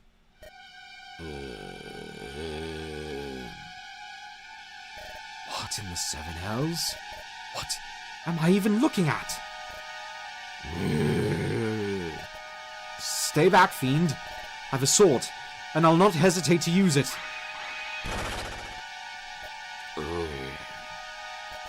Darius, you're not injured, are you? No, thanks to your timely intervention. But what even was that thing? Yona, we have a problem. Look to the northern peak. Oh, Lord of Light, save us all. What in the name of heaven is happening? The mountain has become awash in walking corpses. It can't be. Sis, that ain't a normal rock. As we shall see. It can't be. Hellspawn, all the way up here. Hellspawn? Is that what these abominations are called? Aye, creatures of pure evil. All living beings possess a soul, one that magi such as I can sense. But within a Hellspawn's body, I sense only a black, empty void. They're not usually so bold as to attack in broad daylight like this. I can't talk. Something about this whole situation feels off to me. Thank the gods we have the sense to bring our weapons with us. Do not be so eager for battle, Darius. Hellspawn lack souls, and so lack a desire for anything save killing. They will not stop until either we or they have all perished. All the more reason to ensure not a single one is left alive. I doubt they'll allow us the luxury of retreating. I suppose you are right. Stay by my side as best you can. The light magics I wield are anathema to unholy beasts such as these. Should they injure you, seek me out. I've staves and medicine that can bind wounds and purge toxins. They're rushing straight towards us. Draw your steel. The time for battle has come. For this chapter, the death of any of your units will result in a game over. Alright. Finally time for preps. Darius, you trade this medallion here is a stat booster that gives leadership stars. And Persephone, I can just have you go ahead and use that. Doesn't show, unfortunately. Again, that's just kind of how the cookie crumbles with Lex Talionis. Oh, Darius actually earned an extra leadership star through level ups. Alright. So, we have new units. First off is Persephone. I'm gonna be right back. Okay. See you in a sec, Armory. Persephone starts out with D-rank bows for inventory. She is a Griffin Rider from Albion. Cheerful, but also a little vain. Griffin Riders are the replacement for Pegasus Knights in this hack. Airborne archers who rain down arrows. Airborne archers who rain down arrows from a griffin's back. Griffin Knights are the replacement for Pegasus Knights. Pegasus Knights do not exist because of lore reasons. Pegasus are not native to the continent this story takes place on. Persephone has Mercury, a swift as wind affinity that raises speed. And she comes with an ashbow and crossbow. Definitely consider that theme one of the best prep screen themes. I like this song. It does get a little repetitive to listen to. Her personal skill is impetuous. It's essentially quick burn, but with a slightly reduced effect. Only plus 10 hit and avoid, rather than 15, and it decreases by 1 each turn up until turn 10. Trot can move up to 2 extra spaces after acting. This is the baby version. So did Griffins evolve into Pegasi or something? The lore I have in this world is that Pegasi are native to 2 different continents that take place in the same world. The lore I think that I wrote for it was that Pegasi used to be part of Angaran. They were essentially created by the Dragovian Empire using magic. And then they went to different continents with people who emigrated from the continent after the Dragovians died out. Anyways, I was saying about Trot. This is essentially the baby skill. Unpromoted mounted classes will have Trot, whereas promoted mounted classes will gain the Canter skill. And Trot is essentially just Canter, except it only goes 2 spaces. Her bases, her growth rates, and then her character page, which covering up some of it. But yeah, that's Persephone. I would consider her a particularly valuable unit, but she is obviously pretty squishy starting out, so you know, you have to be careful with her. Lysander, Persephone's brother, a former city watchman of Albion, plainspoken, a soldier, common spear-wielding foot troops, the bulk of any army. He has Gaia affinity, an earthen affinity that raises defenses. Comes with an iron lance and a javelin. You know, here are his stats. His personal skill is patience, which is slow burn, except it only goes up to 10 turns. And his class skill is reposition, which lets him throw allies over his shoulder. His bases, his growth rates. You think those Pegasi would be like either the previous Fire Emblem or like Hashidan ones from Fates? Definitely ones like the ones in Fire Emblem. I don't have any like I don't currently have any plans to do like a Japanese region like Hoshido for this little world that I've created for all these Fire Emblem hack stories that I'm making. But maybe one day. Lysander, here's his character page. Starts with C-rank lances.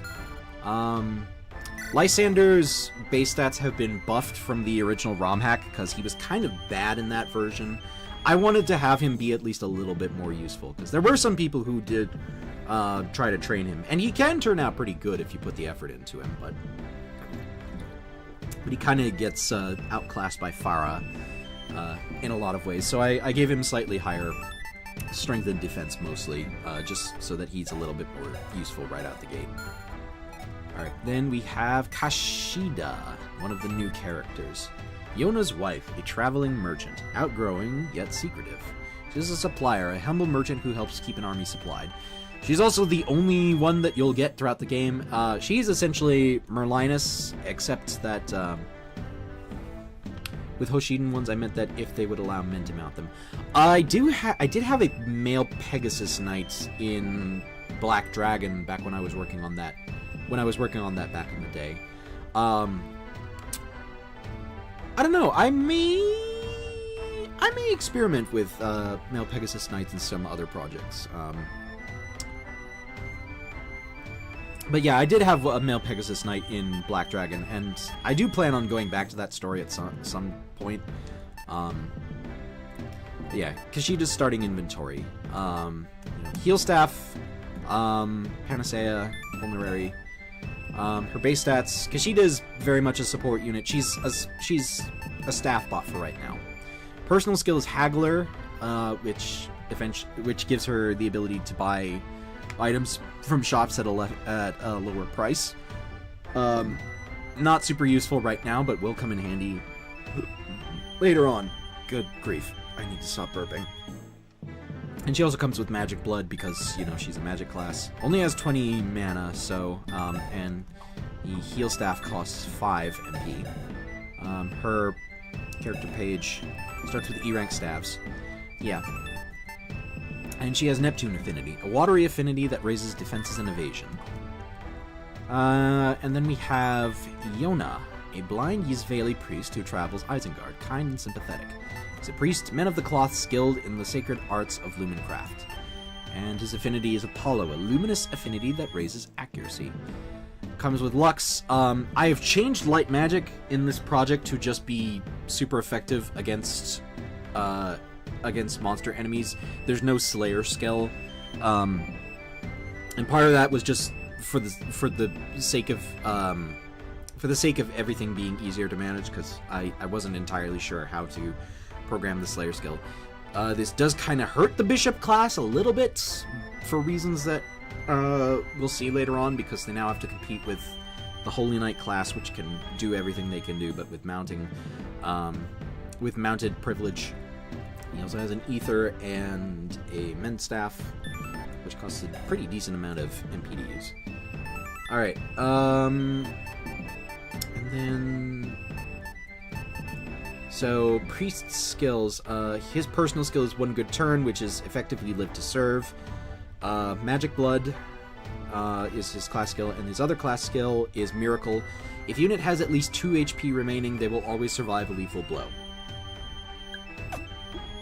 So he'll only die if he's at 1 HP. Otherwise, he will live the hit with 1 HP. Kind of a decent skill. And it works pretty well with his One Good Turn ability. Yeah, so we have his base stats, his growth rates. I believe him, Kashida, I think, has a either 40 or 45% MP, either 40 or 45% MP growth, and I think Yona has a 50% MP growth. Yona and Hecate from Hagen White, showing that turbans don't make you evil, lol. Funny you mention that, because I do plan on doing a stream playthrough of Hagen White at some point next week. I was thinking. So Yona starts with C stabs and E rank light. Yeah. Yona is basically... He's partially able to use... his skill is a little middling, so he can have accuracy issues, which is partly why I gave Darius' personal skill the ability to give a little bit of extra hit rate to party members. Because he can have some accuracy issues. Back, I vibe with this prep theme. Thank you, Armory. I think this song was inspired by a Van Canto song. But yeah, Yona is how you deal with some of the more problematic monsters in this chapter. Alright, Darius, I'm going to... Oops, that's not correct. Take out the Iron Sword. yourself 1 vulnerary. I'm not going to use the sword scroll on Darius, because I don't want him getting B rank. Sword rank? Yeah. Hecate equals cute Nergal. Yeah. I would say that.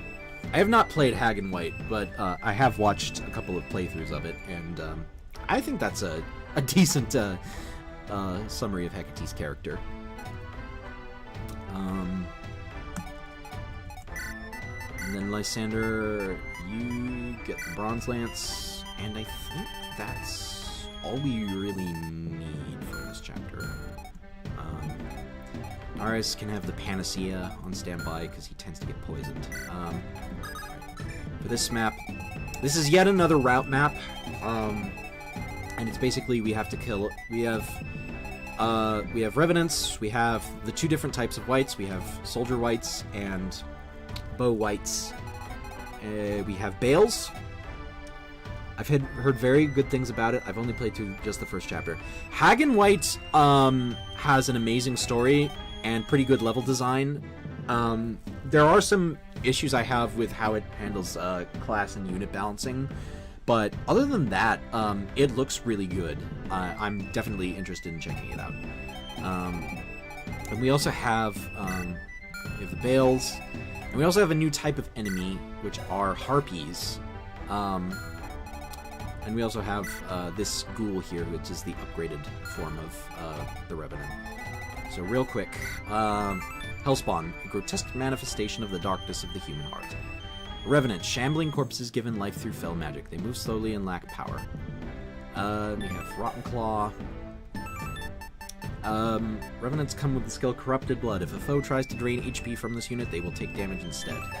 It's, I believe, a common skill on a lot of monsters. We have White, a skeletal soldier reanimated using fell magics. They wield a variety of weapons, like this one is a Venin sword. Their skill is Unnerve. Adjacent foes suffer a -15 avoid. Same creator did mods for both FE6 and 8 where you play as the boss. Is pretty cool. Oh, interesting. I didn't know that he did recruit bosses thing. And we have Whites. Uses the same description. Bales. Enormous spiders with fangs full of toxic venom that lurk in mountainous areas. And then we have the Harpy. Hideous half-burnt monsters who tear into travelers with terrible talons. Yeah. These Harpies are effectively like the base form of the Harpy enemies that were in original Darius the Conqueror, which will pop up later on in the story. They're known as Sirens now. And this ghoul is a golem of flesh stitched together using fell magic. They possess incredible strength. Yeah. This boss is actually kind of difficult. I should also mention, enemy bosses always have the commander skill, meaning they can't be moved by shove skills or lunge or anything, so you can't knock them off thrones. And they also can't have items stolen from their inventory. It's not exactly that the ROM hack with a custom story as the bosses is playable. Oh, okay. Wait, was that Darkstone? Because I didn't... Because I know of Darkstone, but I didn't realize that was Saint Rubenio, until I connected the dots just now. Anyways, let's save, and let's get started. Yeah. So those of you who played the original Darius the Conqueror, you might know that most of the maps, okay, it was Darkstone. Okay. Yeah, because... I don't know why I didn't put that together, because I did see Darkstone through the trailer for it on that one FE3 that it was featured on, which I didn't really know what to make of that hack. It was basically like a comedy hack, but I didn't. I didn't really vibe with many of the jokes. Yeah. So those of you who played the original Darius the Conqueror, you'll know that a lot of the maps up until now have been changed, mostly because the original versions of the maps were not very good, in my opinion. This is the map that has gotten the biggest change of all, because the original map for this chapter kinda sucked. It was really formless, it had no direction to it whatsoever. Here, though, it's basically just make your way up the mountain, killing zombies and skeletons as you go. Right. And speaking of killing zombies and skeletons, Darius, do the honors.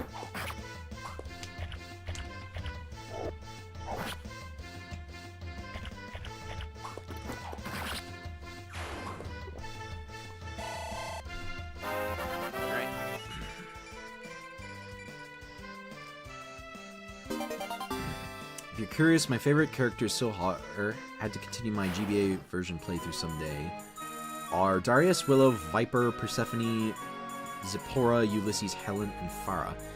Good picks, you know? I didn't necessarily have the time to give all those characters support's worth a damn. And we get to see Kashida's healing animation. I didn't have time to give all the characters in the original version their own supports, so I'm hoping that I will be able to do that for this version of the game. Alright, Cinder, you go there. Yona, you can bait this Archer White out so that Persephone will have some flying room.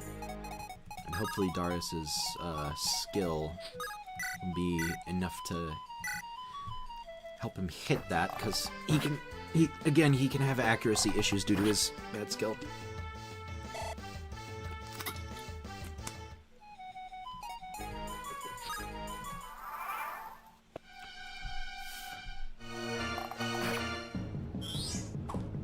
These crossbows are actually decently powerful and accurate. I think they actually have better hit rates than most of the bows do.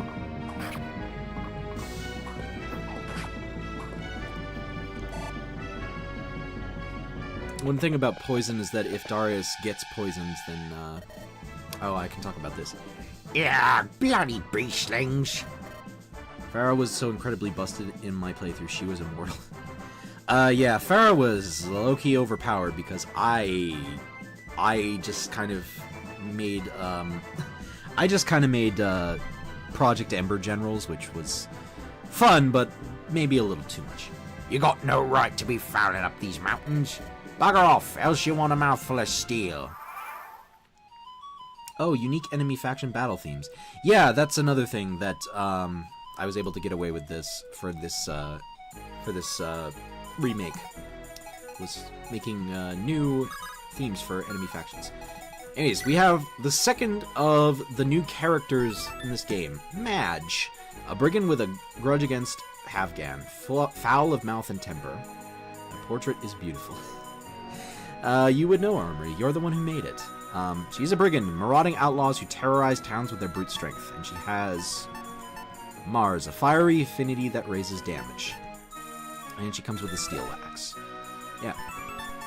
Madge, her personal skill is brute force, which is essentially the puissance skill, except it only gives +3 damage instead of +4.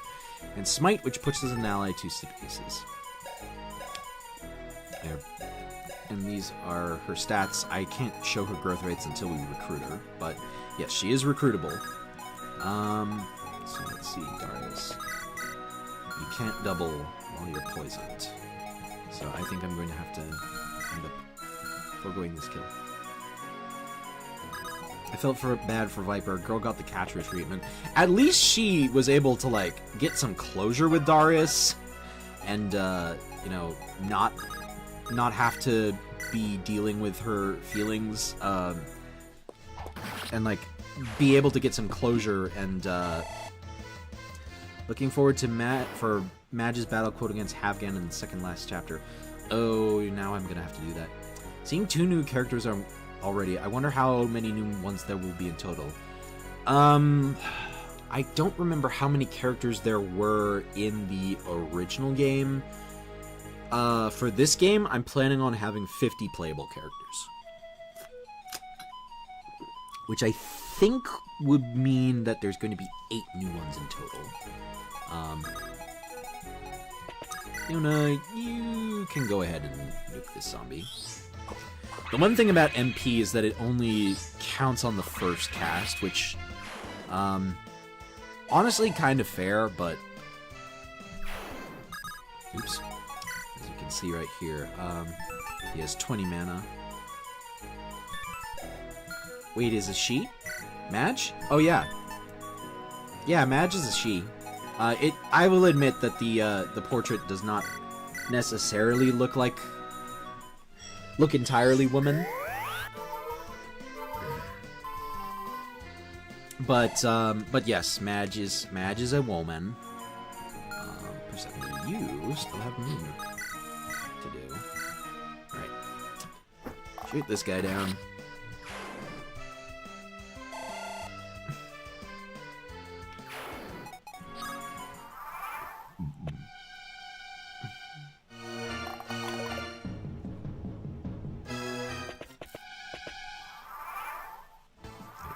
Now, Madge does not move, mostly to... Goodness, what is going on with my nose today? Madge does not move to make her less of a nuisance to recruit because we have all this terrain getting in the way. Other change from vanilla, you can walk over thickets now. They cost a lot of movement to go through, though, so it's not going to be the easiest thing in the world. Alright, Darius, go up and recruit this new character. Is Commodus getting a new mug? No, probably not. I like the one that I originally had for him. Who are you and what are you doing here? I could ask the same of you, Runt. You have the look of a Hill Clan brigand. That means you cannot be trusted. I point that sword somewhere else. Me days of brigandry are behind me. You really think it wise to turn your steel against another human with spooks and ghouls bearing down on you? A fair point. Even so, I can ill afford to suffer an outlaw such as you to live. Once these hellspawn have been slain, you had best fly this place, else you wish to feel the bite of my blade. What crawled up your arse and died, lad? Yeah, we don't need a I'm a green unit moment. No, we do not. What crawled up your arse and died, lad? I already told you, me days of pillaging are over and done. And you expect me to take you at your word, criminal scum? Words alone are worth as much as wind. You happen to notice something about this ill clanner brat? Look how she don't got no clan on her back. Without no clan, I can't do no raiding. Not since them Vandals did for us. Vandals, you say? Did they happen to bear the mark of the Iron Horn clan, perchance? Aye. That line was so cool. What line? Aye, we thought them a rival clan and tried to challenge him. But their chief, he was some 8 foot high, and his hammer was big enough to smash a boulder clean in two. I only lived because I ate away until they left. Still regret I couldn't save me brothers and sisters. We have a lot more in common than I thought then. I too lost my home and family, all because of those same Vandals. Is that so? And I suppose you'll be needing some new friends. What say we tag along, you and me? Darius getting a talk at me moment. Oh. I don't remember what... We both got nothing, and that means we don't got nothing to use. What crawled up your arse and died? Oh, yeah. That was a fun... Yeah, that's a fun one. We both ain't got nothing, and that mean we don't got nothing to lose. Are you serious? I lost my family to brigands. What makes you think I'd accept the friendship of a bandit? Simple. I ain't demand it no more. Trust me, you don't. But them spooks over yonder seems more a threat, if you ask me. I suppose I have little choice in the matter. I shall choose to take you at your word, at least for the time being. You ain't got nothing to worry about, lad. When the Black Dragon Wars is low-key a bop, yeah, I'm pretty proud of this song. You ain't got nothing to worry about, lad. Big Madge looks after her own, always. Alright, and now Madge is on the team, and these are her growth rates. Only 30 skill, which means that she can have some real serious hit rate issues. That line now is too cool when I really think about it.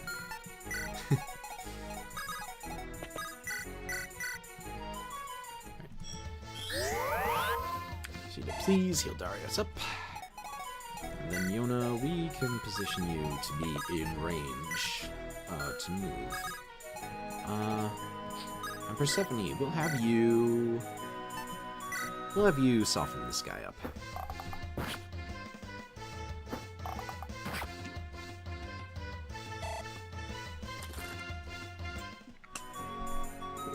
All right.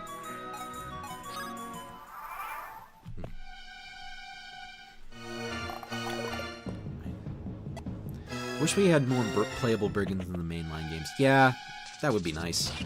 That would definitely be nice. Alright, Madge.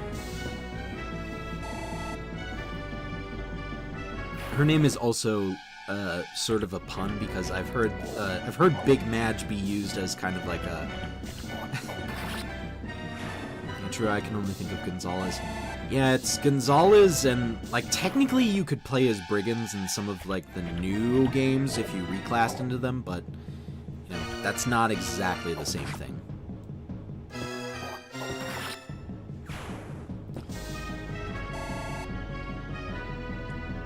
Hating warriors. Mitan definitely should have been recruitable and engaged to BH. Mitan was the one from Anna's Paralog, right? Madge is already up a level. Got everything but her offensive stats, which is a little unfortunate. But she definitely cleaned out all those enemies, goddamn. Damn, I have never used her. I've usually used Lysander to tank the damage, but he was completely not necessary for this right now. Okay. Yeah, I don't know. I could see Mitan maybe being fun to use, but I don't know how much I like that idea. Like, every single ROM hack or fan game has at least one now, though, compared to the mainline games. Oh yeah, it's also the same for halberdiers, which, like, honestly, fair. Like, halberdiers are one of those classes that I feel like really kind of should have been. What is the deal with this fucking congestion in my nose? Like, halberdiers are one of those classes that I feel like just kind of should be in Fire Emblem games, but they're surprisingly kind of rare. Like, it's Tellius, it's Engage. You don't consider pirates brigands. They are kind of similar archetype-wise. I mean, like, functionally pirates are kind of the same thing, but, you know, like, the actual brigand class itself being, you know, being just, you know, being an enemy-only class was something that was true for basically every game except, for every one of the GBA games, at least. And honestly, for, like, a vast majority of Fire Emblem titles. Alright, Madge, I'm going to have you nuke. Because Madge deals a lot of damage, so I'm just going to have her nuke this, this Javelin White.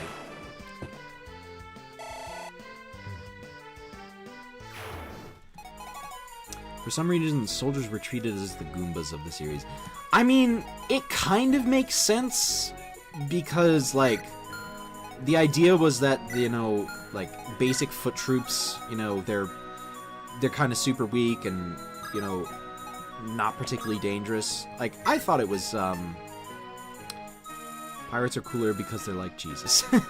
I like the different flavor of brigands versus pirates. Yeah, I mean, that's kind of like where I am, you know. It's like, pirates, you know, functionally the same thing as brigands, but, like, it is nice to have that little variety of, like, you know, Mountain Thief versus Ocean Thief. Now, Aesir, if you're here, I have fixed the glitch with the ghouls animation, so it no longer crashes the game. It's tried, true, and tested. So we can just whittle this guy down. I think I gave ghouls a hidden skill that makes them just give you lots of experience. I'm trying to think who. Walking on water, hence the Jesus. Yeah, I understood where you're coming from, Armory.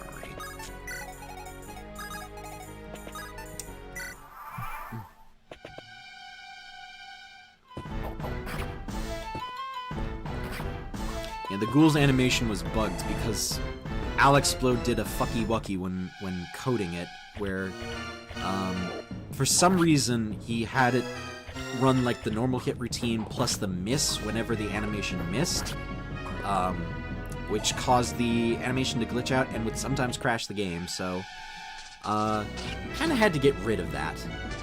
It is not a thing that I wanted to have happening.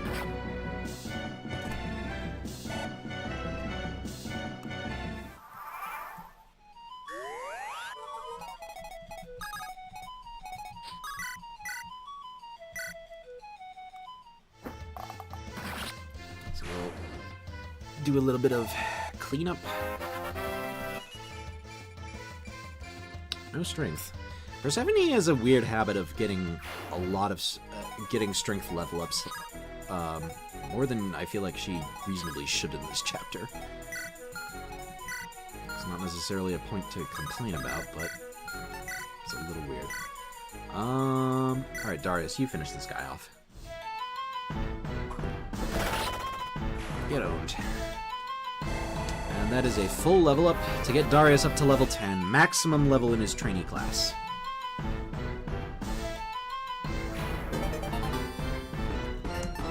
And we get a Seraph rope for our troubles, which I'm gonna just throw in the convoy. Fun fact, pirates were technically considered more evil than brigands because the former were considered hostis humanus generis, enemies of humankind by international maritime law. I mean, that's, you know, very much a real-world thing. I mean, that's an interesting fact. I know that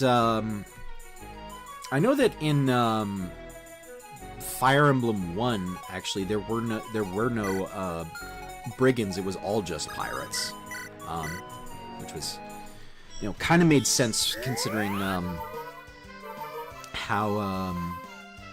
Which kind of made sense considering that, like, the game opens with you fighting pirates. But it was kind of an interesting thing. My center. Can you finish this guy off? Yes. Get out.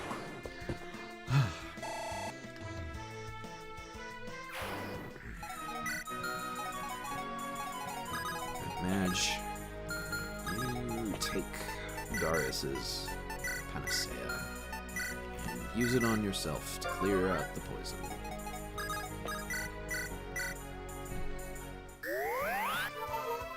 Alright. Get Darius up.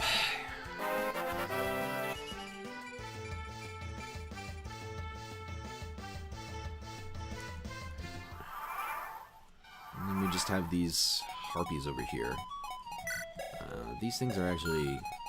They can be potentially a little annoying to hit, but I don't think they'll be much of a problem.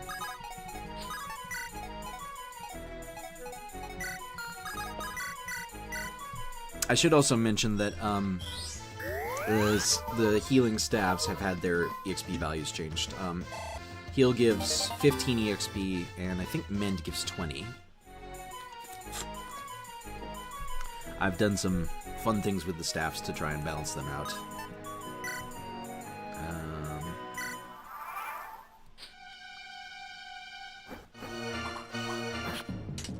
Alright.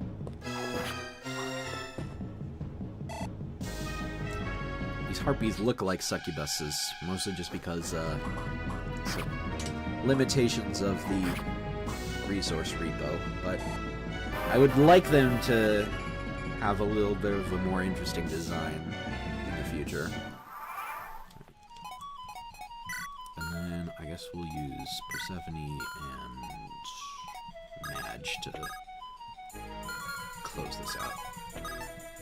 Put Darius there so Madge can get a little extra hit rate.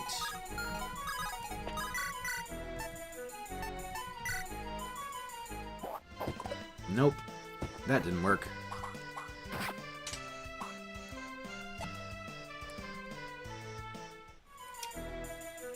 Have you considered putting the attack speed and damage on the UI? I felt that was a huge quality of life feature on the latest fan games.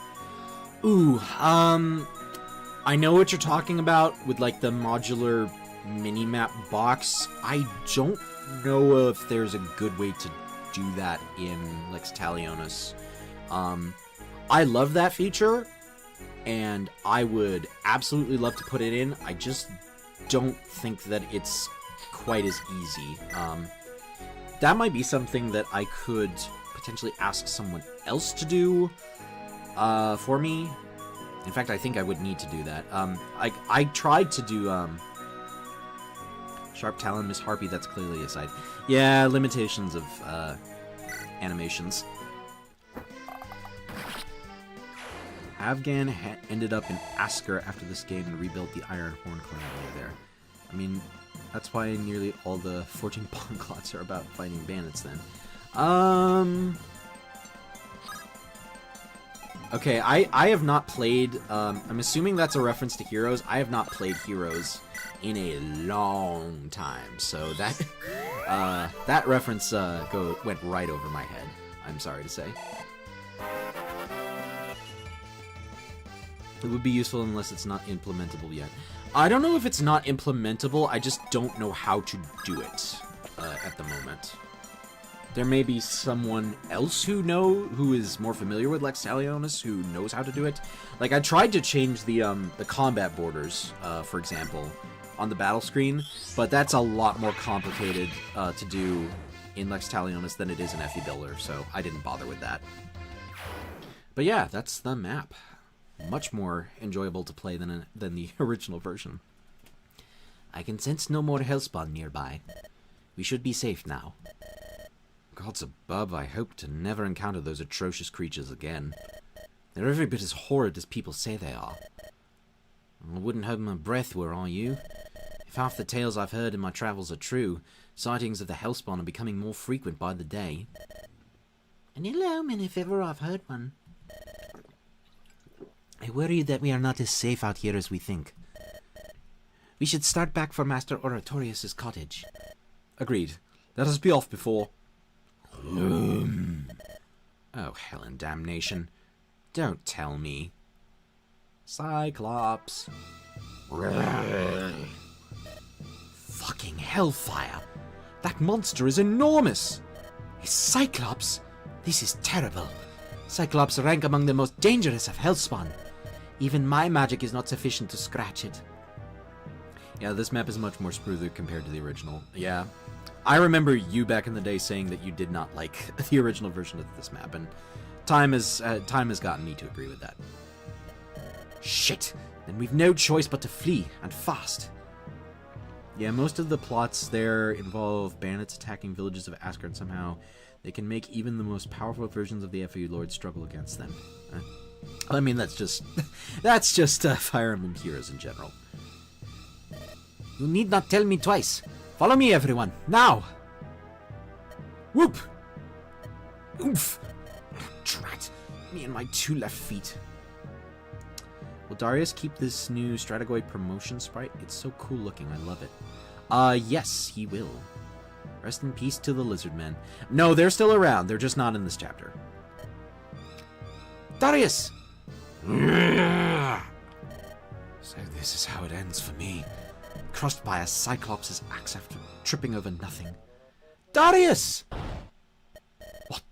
What in the name of all the gods? The stone I found. It was an egg all this time. Darius, look out! Oratorius to the rescue. Get obliterated.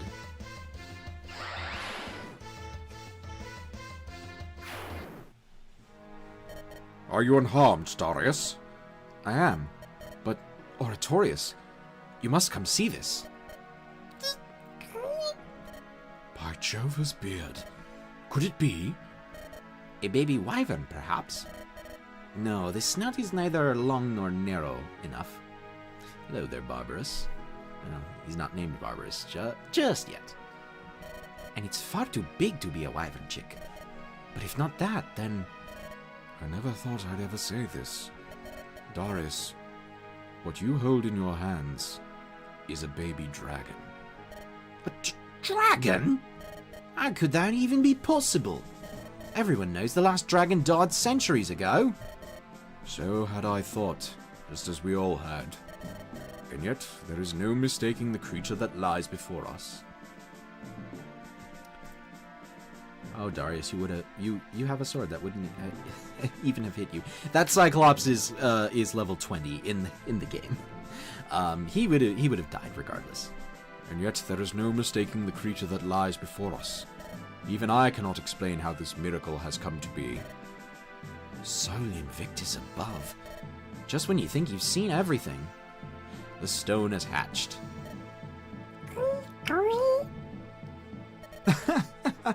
Stop that, it tickles. Oh, isn't he precious? Here, come to Mama, little dragon. Ouch! He bit me! The little blighter bit me! What did you expect would happen? Dragons are not creatures to be trifled with. They are willful and dangerous, quick to lash out and slow to trust. For the average man, only time and incredible patience will allow him to build a bond with a dragon. So you claim? The little beast seems perfectly chummy with Darius. Sit, little one. Good dragon. Here, a beetle for your first meal. No more than a handful of minutes old, and already it has bonded to him. Even for a dragon lord, this is extraordinary. Me, a dragon lord? You exaggerate, Oratorius. I merely... Darius, you do not realize the gravity of this situation. You hold in your hands the very same creature that made the Dragovian Empire the most powerful civilization of their era. Once it is fully grown, you will possess a living weapon for that the world has no answer for. Wonder how he didn't tear Persephone's flesh apart with that bite alone, lol. Well, he's small at this point, and it was probably more of like a warning bite, than like a full, like, try to chomp you. You may well have become the most powerful man in all of Angaron, if not the world. Me? The most powerful man in the world? Indeed. Once that dragon grows large enough, no army can hope to oppose you. From the direst tragedies are the greatest triumphs born. At last, I understand now. Hear me now, all of you. In this moment, destiny has called my name, and so shall I answer that call. I have lost much, my home, my family. But now, the gods have seen fit to repay my losses with power in the form of this dragon. From this day forth, my life shall carry a new purpose. And what shall that purpose be? Tomorrow will mark the start of my journey down the path of the warrior.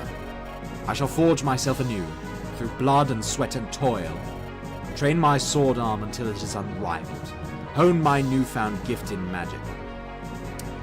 Who'd win, fully grown Barbarous or demon-juiced Havgan from the last chapter? Well, good question. I suppose we'll find out when I finish this. Well, great BGM. Yeah, this was a song that I liked, that I composed, but I was always a little, like, unhappy with parts of it, but I recomposed it for this project, and it sounds amazing. Pore over military theory and tactics until I become a strategist on par with Massinissa himself. And above all else, care for my new-hatched dragon as though he were my own son. Because Barbarous is a freaking dragon. Well, I mean, Havgan's hammer is programmed to deal effective damage to dragons, so, you know, maybe, maybe not. And above all else, care for my new-hatched dragon as though he were my own son. And when the day comes that he is full-grown, I shall mount him and fly into the heart of that empty wasteland of Vandalos. I will find the stronghold of the Ironhorn clan, where Havgan Hardhammer, the man who stole everything from me, resides, and I shall burn him alive in dragonfire. This do I, Darius Drakengard, son of Cyrus Drakengard, swear upon the gods old and new. The boy I once was died in the flames that consumed my village. From this day forth, I am a man. As though he were my own son. Boy wants to be Ellie Wood or anyone that marries no Inman Wakening Well... Well, I mean, Barbarous is just a... But I'm still backing Barbarous regardless. I mean, Barbarous's Flame Breath is pretty overpowered. It's gonna be less overpowered in this version. But I mean, Sable, Barbarous is just a wild animal. You know, he's not a mannequin. From this day forth, I am a man. A stirring speech, Darius. The goals you seek are lofty ones, as ambitious as they are dangerous. But if you are truly determined to follow this path to its end, then I shall impart all the knowledge I possess of magic and might upon you. Darius, I am not half the magus my master is, but know that my staff and light shall guide you in your darkest hours. I am no fighter, nor a magus in my own right, but if you intend to raise an army, someone will need to keep your supplies in order. Right, I was joking. Yeah, I imagine. If my husband is coming with you, then I will not be far behind. To think that I might have the honor of serving a real dragon lord. Such a privilege is worth more than all the gold in Isengard. Even the thought of the adventures we'll undertake in its service is enough to make me giddy. Speaking of, is Reshevra getting a new portrait? Maybe. I am not sure. Currently, she's just using the one I used for the original hack. Be with you until the end, Darius. Little man gets himself a lizard for a pet and thinks he can kill the biggest, baddest mudder in Vandalos. That's the sort of spirit that makes a man worth following. I have been wondering, if Julius survived and accompanied Darius, how much would the story have changed? Oh, that's an interesting thing to think about. I would be open to doing, like, what if scenarios with some of these stories, but I've never thought about that before. Any enemy of yours answers to Big Madge now, Darius. You would all truly follow me, Even into the depths of Vandalos. A dragon lord is worth following into hell. We are your humble servants, Darius Drakengard. No, not my servants. My friends, I cannot find the words to thank you. The road before us is a long one, but it will be easier to walk it in your company. One last question, Darius. Your dragon is in need of a name. What shall you call him? Barbarous. He shall be named Barbarous, for the Dragovian god of war. I think it would still be Darius getting revenge on Havgan for killing Cyrus IMO. Yeah, because Darius does think that his parents are dead. I don't know. Maybe I could do like a... Oh, this would be tough to implement, but part of me wants to do like a... Imagine Julia the Conqueror. That would be fun too.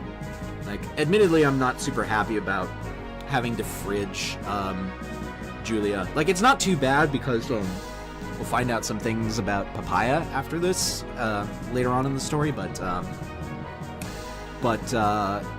yeah, I mean, it would be a fun alternate AU scenario. He shall be named Barbarous, for the Dragovian god of war. Shroot! He seems fond of that name. As well he should, for it suits him well. Eek! And then we get Darius promoting to his first tier class. And I love this sprite for Darius in this new class. He is now a Strategoi. Which is essentially, I think it's the Greek word for tactician. I'm super happy with this promotion music, but it kind of blitzes through really fast, especially if you skip through a lot of the promotion animations. Has he fallen asleep? Sound as a stone. The excitement of this day's events have no doubt left him exhausted. Oh, awesome.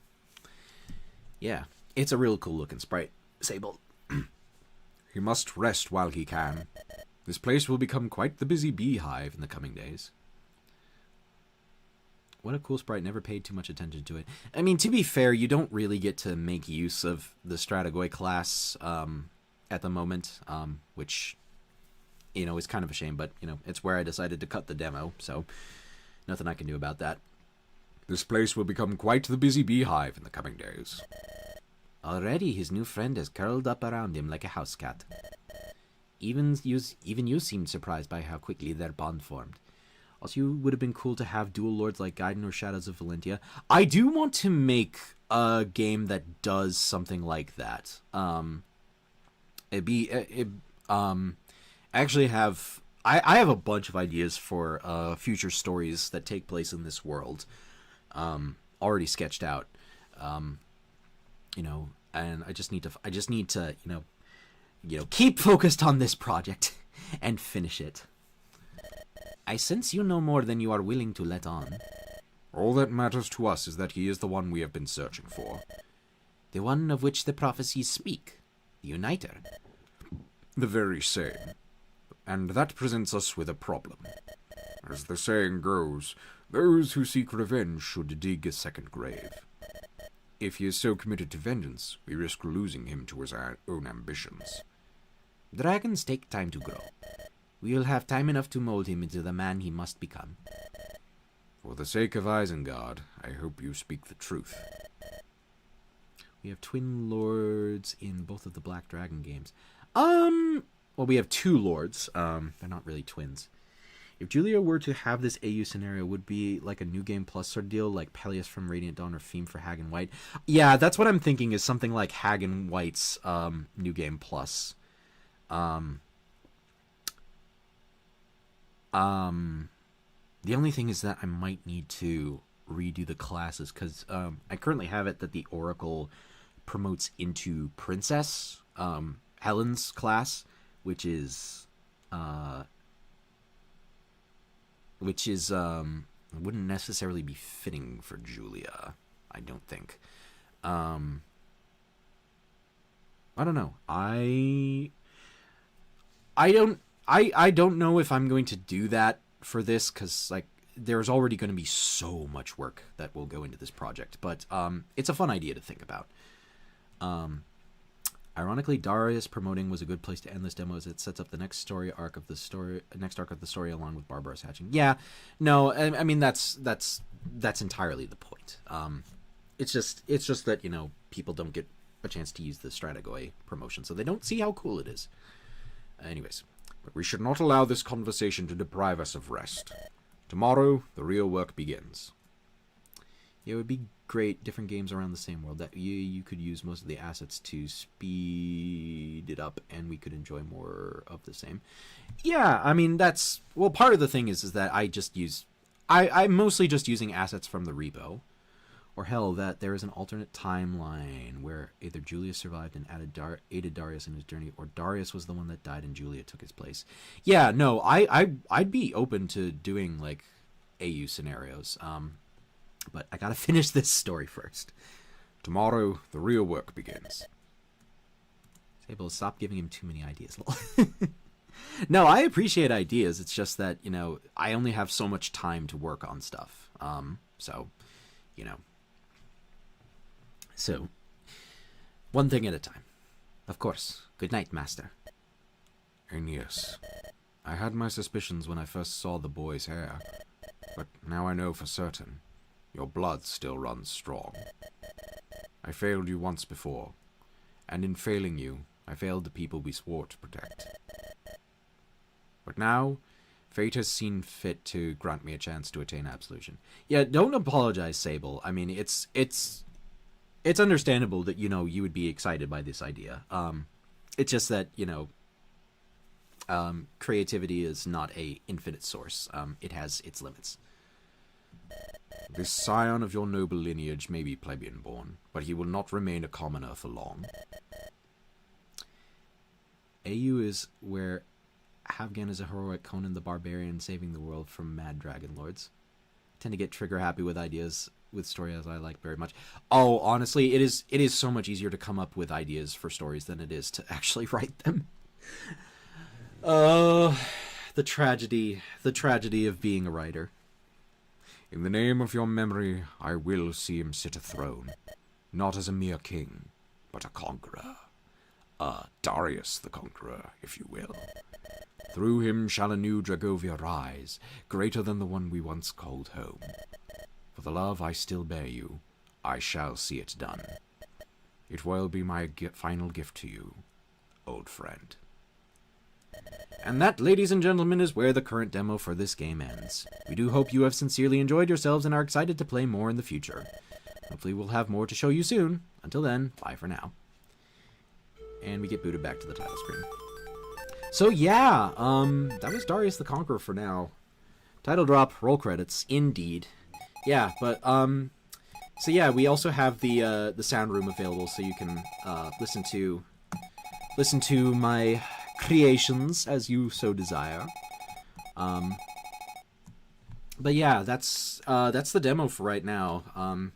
I did spot a handful of typos that I need to correct, and some text boxes that were not quite formatted correctly. Some one-line text boxes that were using two-line speech bubbles, but yeah, that's what I've got so far. So I need a little bit of time to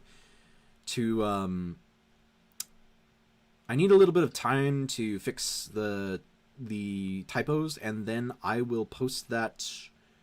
I will post the demo for you guys to play to a Google Drive at some point. Looking forward to the full version, so am I. I don't know when the hell that is going to happen. That was fun watching. Thank you, Armory. I'm glad you enjoyed it. I do not plan on ever streaming for this long. This was close to a 4-hour stream. And I thought I was going to be done with this in a couple of hours. Looking good all in all. Yes, I'm glad to hear that. I am very glad to hear that. I am actually going to try. I know I've said this before, but I am actually going to try and post this project to the FE Universe forums. I think that this demo is devoid of enough like controversial content that, you know, I can get away with it up there. But yeah, and hopefully that will give me the ability to, you know, still stream longer than I ever have. Yeah, I mean, that's fair, but like, you know, well, part of it was because, you know, this demo is relatively short enough that I thought I could get away with it in like 2.5 hours, but I overestimated how long it takes to play through a game of Fire Emblem. I mean, at the very least, I didn't need to like reset the chapter because of a game over. That would have been a real nuisance. But yeah, I'm going to I will have this available at some point tomorrow, and then I will try and get a thread posted for this on the FE Universe forums. And part of that is with the hope that I can add some new people to the team to do portraits and maybe help out with level design. Or unlucky enemy crits. Yeah, that is also true. Well, I mean, most of the like half of the enemies throughout this were wielding bronze weapons, so they wouldn't have even been able to crit. So that's fair. But yeah, I will let you all know when this project goes live. That will be tomorrow, and yeah, I'm looking forward to trying to stream other games next week.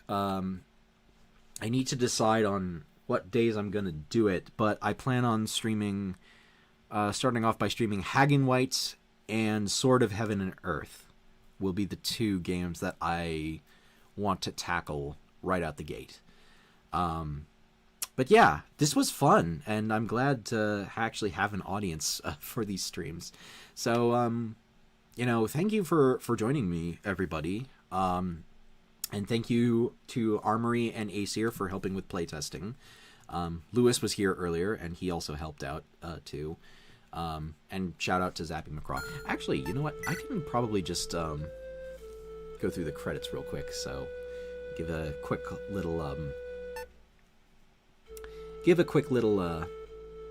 Sword of Heaven and Earth, the FE7 ROM hack. Yes, Armory. I mostly just want to play it, just like to see it. Congrats, man. I hope everything goes great. It's looking like a masterpiece. Glad to be here. Thank you, Sable. And thank you, El Charlatan. But yeah, this is just a quick credits thing that you can scroll through at Oh, that's interesting. There's no apostrophe character.